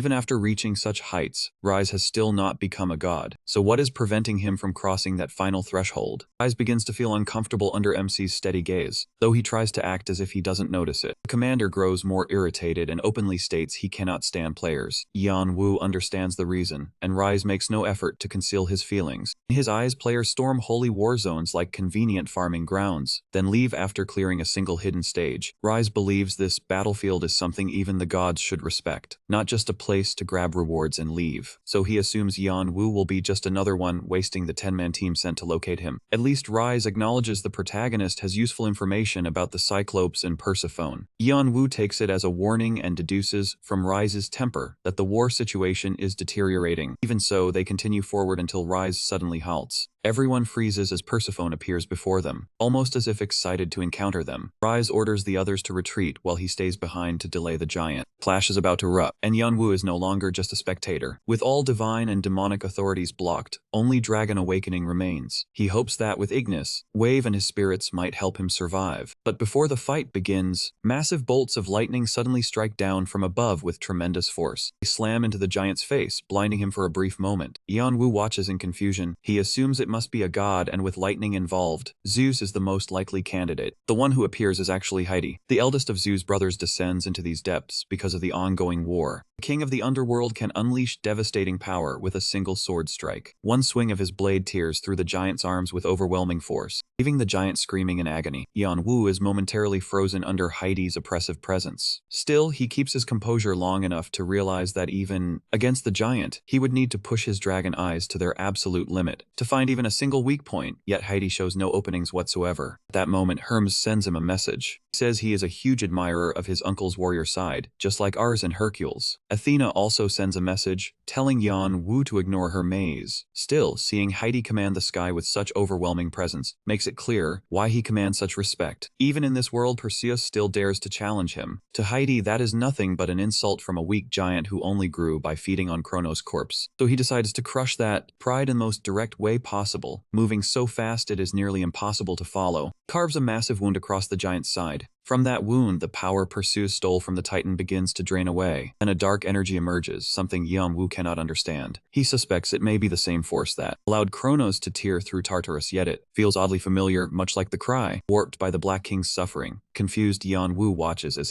Hades ends the giant with a single slash, but the dark essence decays and slips away, drawing Hades' irritation. He immediately turns toward the MC and, in less than a second, appears directly before him. The pressure alone freezes him in place as though his soul were trapped by Hades' presence. It is so overwhelming that even his composure begins to break before God, and this only fuels his anger. He is furious at being overpowered without being able to fight back. He pushes time difference to its limit, forcing it through his entire body, driving every cell to the brink. At last, he manages to stand his ground before Hades. That earns the approval of every divine being lending him support. Hades is surprised to see his nephews there, along with the eccentric Aegares, but what truly draws his attention is Yanwu carrying the legacy of the one who must not be named. As he moves closer, the shackles burst out with endless rays of rage and burning pain. Hades watches with obvious interest, finding Persephone's messenger far more amusing than he expected. Along with the strange companions around him, he even glances at Kreutz, who also cannot raise his head before him. Then Hades sends the entire group back to the temple. With that, Persephone's mission is completed, and Yanwu receives her blessing, authority, and a divine item. He assumes that after delivering the message, she now knows about her husband, so he can move on in peace. But a new mission appears right away. Before checking it, he examines the Rune of Living Souls, Persephone's soul reward in exchange for news of the man she loves. The item restores fatigue and grants soul rebirth, which can purify the colors of a person's soul. It also contains soul growth, a power normally forbidden to ordinary mortals, one he can now awaken. He immediately uses this new awareness to ease the burden on his soul from merely being in Tartarus, the same problem that is also weighing on Kreutz, though his divine sword compensates for it much like the rune does. As for the remaining rewards, he still cannot use them because he does not yet have the authority, just as Persephone warned. Like the other gods, she cannot directly access Tartarus, so he must wait until her husband allows it. That is why his new mission is to help Hades end the war that has devastated Tartarus, and bring him back to his temple and his wife, allowing Yan Wu to claim the rest of the rewards. This was not part of his agreement, so Yan Wu feels deceived. Even so, he understands the longing to be with someone you love so deeply that even a goddess would entrust everything to it. He's just a player, so he doesn't intend to complain. Besides, he already has another reason to help Heidi. He needs the Cyclops to repair his pocket watch, which leads him to the lower edge of the underworld temple. The place is completely ruined, far from what anyone would expect of one of the three great temples. Heidi notices where he's looking and seems slightly surprised. He's clearly curious, yet hasn't asked anything, which surprises her. Yan Wu studies him closely, trying to figure out what he truly wants. But Heidi is difficult to read. Unlike other gods who are direct or consistent with their nature, for him Heidi isn't merely cold or mocking. There's something much deeper about him. Heidi cuts in and tells him he can simply ask if he wants to know. But beneath that, his main drive is trade rather than compassion or trust. He only values fair exchange, so every answer must be paid for with information. Yan Wu agrees and carefully considers what to ask next. Pushes aside the question of why his powers won't activate, since he already knows this place has no connection to gods or demons. So his first question is simple. What was the first being he saw upon entering this place? Heidi sighs at the question. She says he should have paid closer attention, but confirms it was Kronos. The answer shocks Yan Wu, and he finally understands the fate of Kronos, the primordial god of Olympus who feared a prophecy that one of his children would overthrow him. He considered that devouring them was the only better solution, until his wife rebelled, raised Zeus in secret, and Zeus eventually defeated him. Kronos is not only the source of Olympus's myths, he is also its greatest monster. Hearing Heidi speak so casually about him, Yan Wu abandons his main theory that this was the Black King. He's stunned that such a massive being could die here, and Heidi immediately reads his thoughts and explains what happened. The god of time and death, when time itself was stripped away, he was left completely exposed. He then returns the question, asking whether Persephone told him anything else. Confused, the protagonist says she only asked him to find Heidi. That answer visibly relieves Heidi, surprising Yan. Wu is surprised to see such an emotional reaction from a god who seems so cold, especially since his only real concern appears to be his wife. After that brief exchange, Heidi gives Yan Wu the floor again. This time he asks how the war is going. Heidi replies that it's no longer really a war. It's just a small resistance within a ruined Tartarus. Since Heidi arrived centuries ago, giants and titans began feeding on the remaining power of Kronos, slowly strengthening themselves. This allowed them to gradually push back Heidi's forces. Now this temple is all that remains of the old order of Tartarus. It is now ruled by the very prisoners it once held. Yan Wu finally understands why Despluto is inside. It's a grim situation they've essentially lost, though he still worries about what might happen next. What happens when it all ends, and what it will mean for the surface. Heidi has a question as well. Seeing MC still present, he understands that he did not come merely to deliver a message, so he asks why he has chosen to remain there. Despluto gives a direct answer. He came for Kina, Heidi's divine relic. As they continue toward Heidi's throne, Heidi considers what he wants with Kina, then smiles when he realizes Yan Wu does not even understand his own goal, or what that goal truly means. If he genuinely wants it, he must accept everything Heidi possesses. That would mean becoming his avatar and leading every one of his followers. With that in mind, Heidi warns him that he has only just arrived. Heidi has only just met him and cannot know whether he is worthy. Even if he were, their brief time together has already shown one thing. He would never serve under anyone. Yan Wu understands the rejection, yet senses Heidi is not angry. He is entertained and clearly testing him. When Yan Wu gives him nothing to use, Heidi loses interest and ends the game, then says the real issue is simple. He cannot hand over Kina. For one very straightforward reason. He does not even possess it, leaving the protagonist shocked. Then the old story comes back to mind. Long ago, the Titans and Giants mocked the Cyclops brothers for their appearance, driving them to seek protection from the Olympians. In return, they helped the Olympians settle old grudges. At that time they brought 3 divine relics, each capable of lifting its wielder to a throne. Astrop A, the relic that summoned lightning, became Zeus's symbol, while Triana commanded the tides and came to stand for Poseidon. Canin released the power of darkness and became the symbol of Heidi. It was the very weapon he had carried in that ancient war. But in his battle against Typhon, the king of the giants broke it apart. Since then, Heidi has relied on a sword, yet that sword can barely contain his divine power. He admits he misses his former weapon in this war, and not only because it is gone. He also lost the 3 Cyclopes who might have repaired it for Yeon-woo. Yeon-woo listens carefully and asks what Heidi means by that. Heidi calmly explains that if all 3 Cyclopes were still alive, they could reforge Canin, but only one remains now. MC reacts immediately when he hears that Sterubs and Arges did not survive. Heidi is surprised that he knows their names, but confirms it. As Bronze explained, he perished along the way. Sterubs was caught in a Titan ambush. Only the youngest, Arges, survived. Skilled as he is, he cannot complete a work originally made by all 3. That truth makes Yeon-woo's chains tremble with Bronte's deep sorrow. Grief for his fallen brothers is heavy, but Yeon-woo notices a possible chance. He asks for confirmation. If the Cyclopes were brought together again, would they be able to reforge it? Could they restore Canon and change the course of the battle? Heidi says they could. He dislikes depending on such a method, but admits he sees no alternative. With no other choice left, Yeon-woo asks whether Canin will be his reward if he solves this and ends the war. Heidi stiffens at the boldness of that request, but the protagonist refuses to yield, pushing the god and Angus further. In his anger, Heidi swears on his own name that he will give him the relic. He will do so without making him an apostle, provided Yeon-woo is prepared to bear the consequences if he fails. Still completely composed, Yeon-woo only asks him to summon Argus and bring the relic of the fallen brother. Once calmer, Heidi can clearly sense that MC intends to do something. He plans to use the Black King's power in some way, though Heidi cannot tell how. Even so, he chooses to watch and play along. He calls for a servant and orders the Cyclops to be brought in. The servant returns immediately, carrying the relic of his brother. Positioned in front of Yeon-woo, he grants the Cyclops a rare opportunity to reunite, freeing Brontes, allowing the brothers to come back together once more. The instant he witnesses his brother's condition, he breaks down in tears and rushes forward to embrace him. He still struggles to believe they have finally met again after 200 years apart. But Yeon-woo is not finished, staying focused despite the emotions around him. He activates Soul Summon, pulling souls up from the underworld, and the second Cyclops appears before everyone. Left in complete confusion, he is pulled into an embrace by both brothers, finally reunited in an emotional scene, filled with deep longing and pain, while Heidi is stunned, witnessing a mortal with authority over souls, completely defying the natural laws, something even he himself cannot accomplish. The overwhelming scene draws the attention of the gods, who side with Yeon-woo, though their Unk urges them to remain calm. He clarifies he has no intention of harming him, though he is unsure if what he did to the one forbidden name was right or wrong, as his conflict was always with that being, not with the successor of that power, so he hopes they will understand, not lump him together with Poseidon's troubled situation. This finally helps settle the tension. Still, Heidi keeps watching him closely, amazed at someone who can handle a primordial god's power so effortlessly, surpassing even other deities with apparent ease. Star Ops expresses gratitude for the assistance, but he knows nothing is ever given freely. Yeon-woo tells him time is running short, and since he needs all 3 Cyclopes to reforge Cain, he asks him to come with him. Strobes immediately refuses, first because a mere mortal is making such a request, and second because that mortal is the direct descendant of his sworn enemy. But Bronte intervenes to stop him, reminding him that the boy is not their enemy, only in here, and he does not want the brothers separated again, especially when he sees his younger brother also burst into tears, leaving Strobes with no real choice. Forced to agree, though he sets one clear condition: the deal is strictly for forging Cain and restoring order. If Yeon-woo ever tries to use him as a spirit, he will destroy his soul instantly. Yeon-woo accepts without hesitation, and that is the agreement, though the other spirits understand it is not entirely sincere. They watch yet another unfortunate soul being drawn into it, bound with them as the system grants Yeon-woo a massive amount of merit points, which would be beneficial if it were not followed immediately by another request. The Helm of Darkness reveals how Typhon, king of the giants, refined divinity from Kronos' core. His corpse was used to empower titans and giants, creating massive warriors, and an army preparing to leave Tartarus and conquer the world, with Displuto standing as the final line of defense. Now that he is surrounded, his defeat is only a matter of time, so the protagonist's mission with the Cyclopes is to